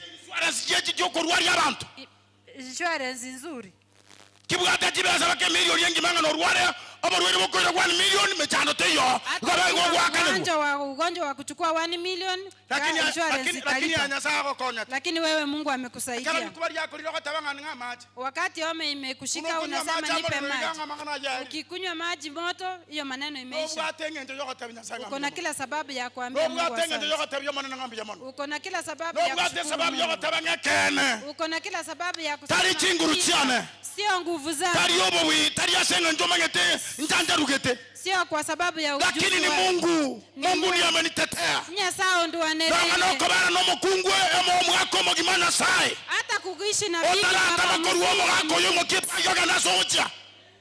Ngano kobana no mwako mogima. Hata kuishi na bwana wako mwaka mzima. Nyasai. Ni Mungu. Mara meraneti. Mumevumbiliana. Ngango tatinkonora. Anakuambia nikija nisikupate hapa. Gachire na ndako ile na ngoja kubori ngangi mwaro siria. Akirudi tena anakuuliza mmepika nini hapa? Nyasa na Roma ngete buna korobu hata niemerande. Na Mungu ambaye anajua vile anajoin hiyo. Aseri yetari ya Yesu. Katika jina la Yesu. Nguvu za Mungu zinaonekana. Hallelujah. Amina. Kanya abantu basoka tano kuri nyumba iga. Ukipata watu wametoka kwa nyumba zao. Babegeze changa jibye kaina. Wanavaa nguo zinafanana. Changa jimateti. Nguo zinafanana. Eyo mongine magidine yo mongo. Nguo ya mama ina match na ile leo wanaambiana ni gani tunavaa. Magole meeting ane ryo rogo tokobeka leo. Walifanya mkutano wakaambiana ni gani wanavaa. Babeka jibye kaina. Wanavaa zinafanana. Wanavaa viatu zinafanana. Mugako beke ntokobeka age ko matine ntokimongo na bichara byo mongo. Yani ngomba kaleta kujeke. Ngama bale ko konyora abantu wako pamoja. Ukiona watu wako namna hiyo. Tuweze kuiranga na isigo. Usifikirie imegharimu mkono wa Bwana. Yairoko wako Bwana sai.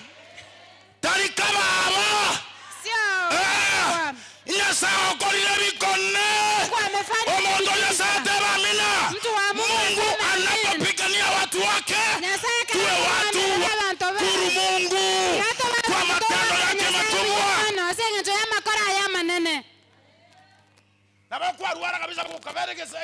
Ulikuwa mgonjwa ukalala kitandani.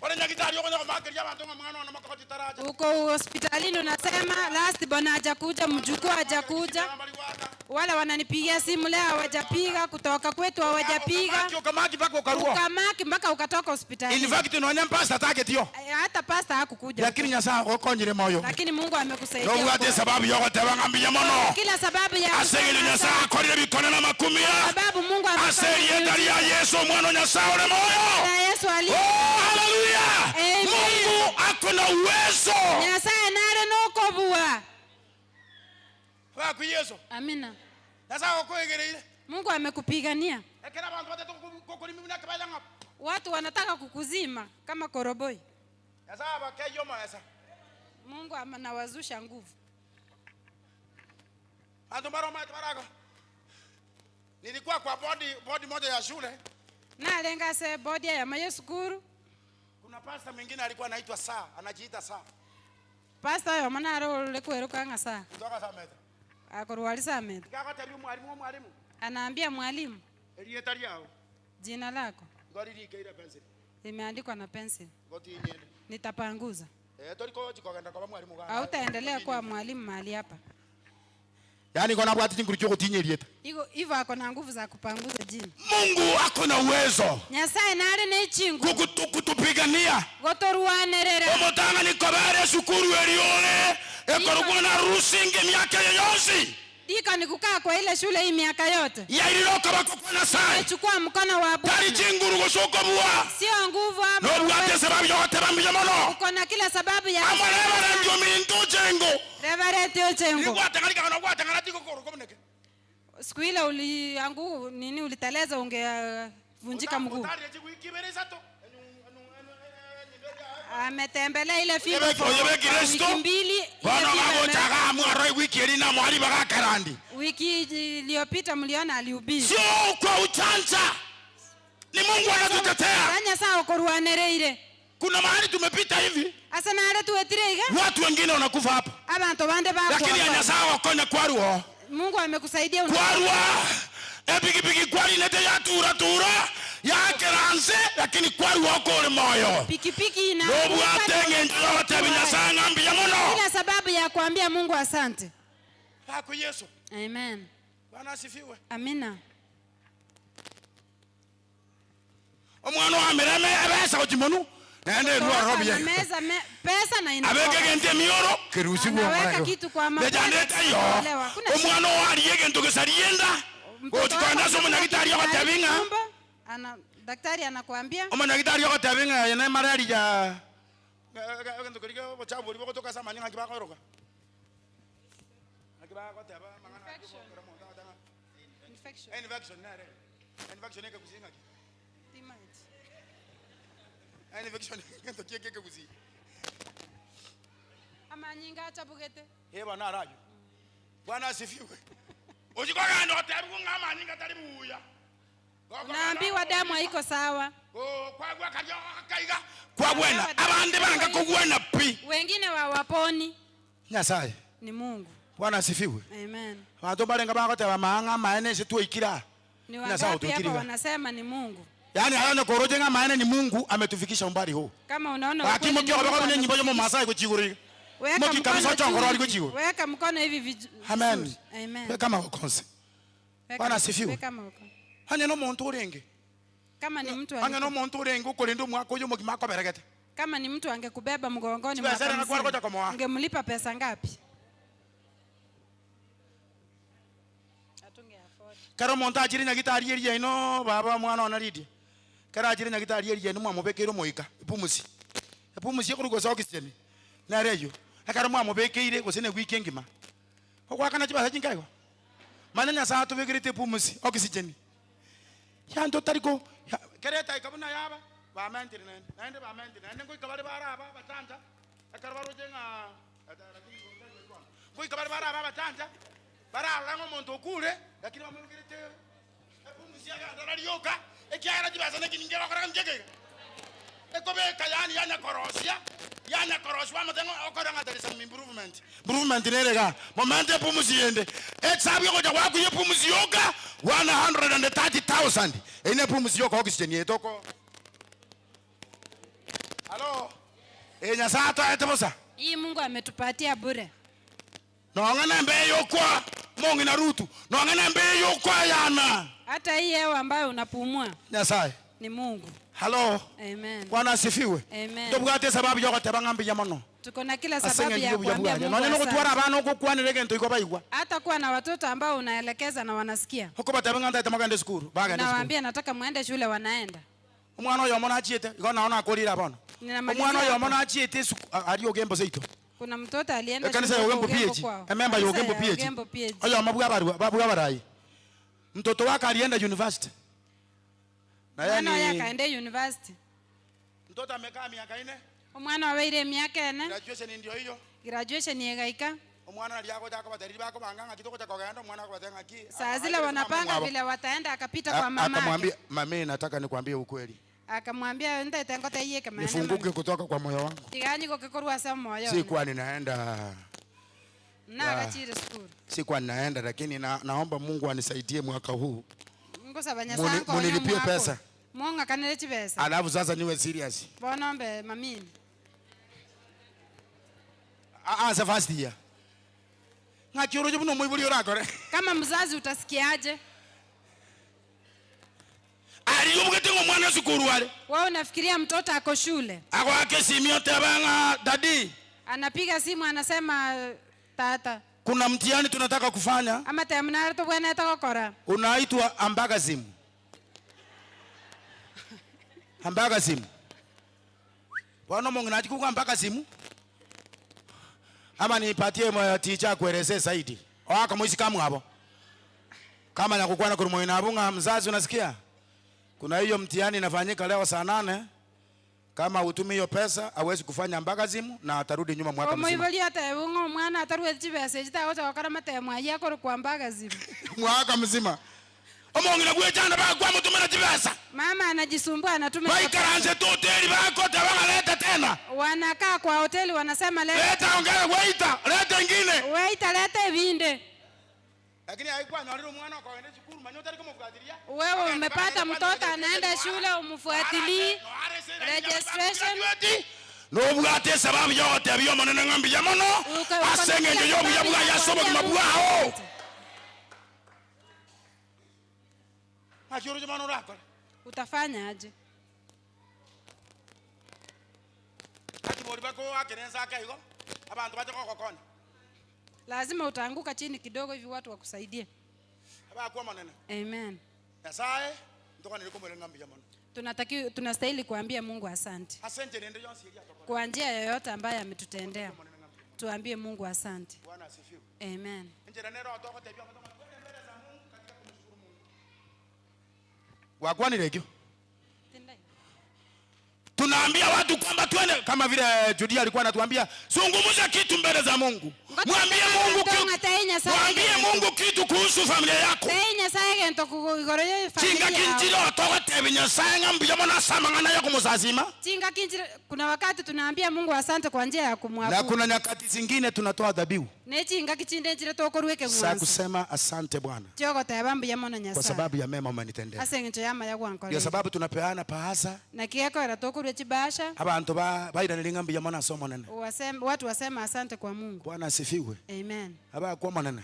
Amen. Secretary alisema kwamba tarehe 1 ndio tutatoa hizo sadaka. Secretary nata yabanga tarehe 1 nalitora uruchi. Kuna wengine hawatakuwa hapa tarehe 1. Abande mbale batabega tarehe 1. Wanaenda nyumbani kwao. Bako enda ngasobo. Hello. So unaweza kutoa hata leo. Na boko runonya. Kama utakuwa hapa. Anye togocha kwa. Ni vizuri utoe hata leo. Mbu yoru unoende. Mwambie Bwana asante. Otebinya sayembu ya mono. Kwa sababu ya matendo yako makubwa. Asengecho ya makoro hawa. Umenipigania. Umenionekania baba. Kuandolekaniire. Umenisaidia. Wakonyire. Bwana asifiwe. Manende sawa. Sasa utoigirire. Mungu ametupigania. Wanakomokera kumuinuka. Wakati wengine wanakuangalia vibaya. Lakini nyasa uko igiriro kabisa. Mungu anakupigania na kufunika. Mpaka kwa ikirobu aro. Mpaka umefika umbali huu. Ni kwa uwezo wa Mungu. Na ase chinguru cha Nyasaye. Toma toki Nyasaye. Wacha tumsifu Mungu. Asobu ya bwayo bonge. Kwa wema wake. Aso tutakore tabija. Mahali hatukufanya vizuri. Tuari murana. Tumekwazana. Tuakana. Tumepigana. Tuomana. Tumegongana. Tukarusania magunjara. Tumetoana pembe. Bwana asifiwe. Amen. Nyasaye atokonye. Mungu atusaidie. Tunega asieme mikono ya Nyasaye. Sisi ni kazi ya mikono ya Mungu. Sisi ni kazi ya mikono ya Mungu. Ntunega asieme moyama waka Nyasaye. Hakuna vita hapa. Segiteya. Hapa ni upendo wa Mungu. No bwanja ni bwa Nyasaye. Hapa ni wokovu. No gutoleka. Hapa ni Roho Mtakatifu. No muikomo chena. Hapa ni watu kuwa viumbe vipya. Na abantu ko bebitongwe ndani ya Kristo. Ime ya Kristo. Mambo ya kale yamepita. Amangana akaraite. Tazama yote yamekuwa mapya. Igere lionsi abeira amanyia. Kwa uwezo wa Bwana. Ase chinguru cha Nyasaye. Na tutakapofanya hivyo. Naende karotora akole hivyo. Hatutakuwa na sababu ya kukosana. Hatutakuwa na sababu ya kuongeana vibaya. Hatutakuwa na kitu ya kuzungumza kwenye tunafanya biashara. Ndoko tuare sababu ya kuwa na mambo ya Mungu. Kole biashara. Tora kwa na mangana Nyasaye na buna tora konya na toka katika jina la Yesu Kristo mwana wa Mungu aliye hai. So nimemalizia hapa. Nikisema kwamba Bwana akubariki sana. Una kila sababu ya kumshukuru Mungu. Ukiona kama kuna sababu ya kumshukuru Mungu, unaweza kumshukuru Mungu. Na ukiona hakuna kitu Mungu amekutendea, unaweza kosa kumshukuru Mungu. Kwa sababu Mungu ni Mungu nyakati zote. Yeye anaweza mambo yote. Kwa jina la Yesu Kristo. Hata watu simame zote juu. Tunapoenda kuomba pamoja kwa kumshukuru Mungu, kwa kuzungumza, na ukisikia kwamba unataka kutoa sadaka ya shukrani katika madhabahu haya, unaweza toa kwa jina la Yesu Kristo. Amen. Amina. Baba nakushukuru sana kwa sababu ya wema wako. Tuinue mikono yetu juu. Nakushukuru sana kwa sababu ya wema wako. Fadhili zako ni za milele. Umetupigania. Umesimama pamoja nasi Bwana.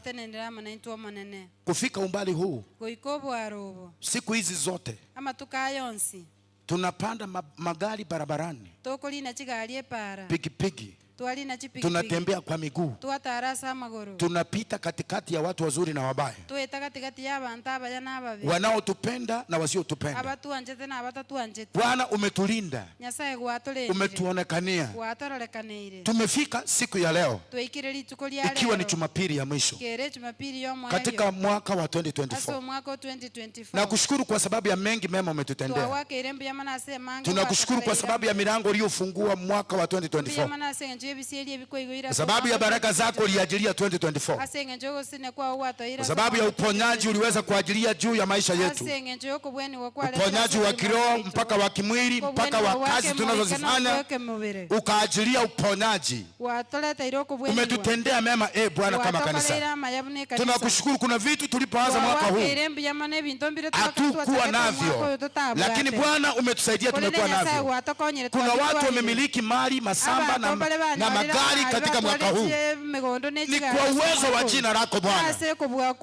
Ni kwa sababu uliweza kuwatetea na kuwapigania. Tuna kila sababu ya kukushukuru. Kuna watoto wetu wamefanya mitihani ambayo tunangojea Baba. Tunakushukuru kwa sababu walimaliza vizuri.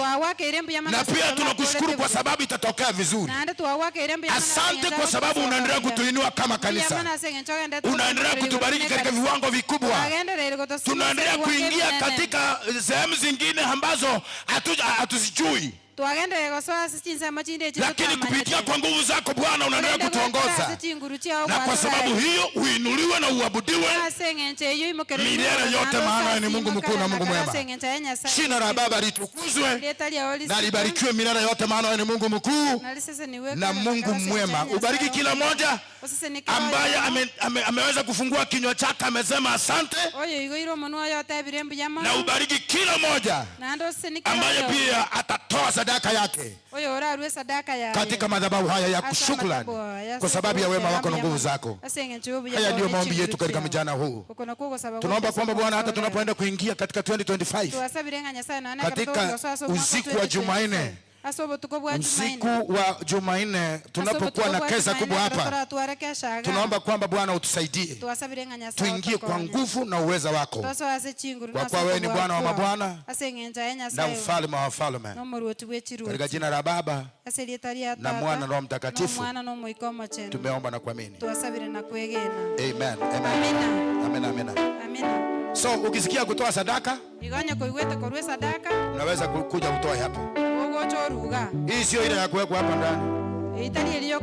Hiyo ni ya kuweka hapa. Ukisikia kutoa, ukiona kama kuna sababu ya kutoa, unaweza kutoa.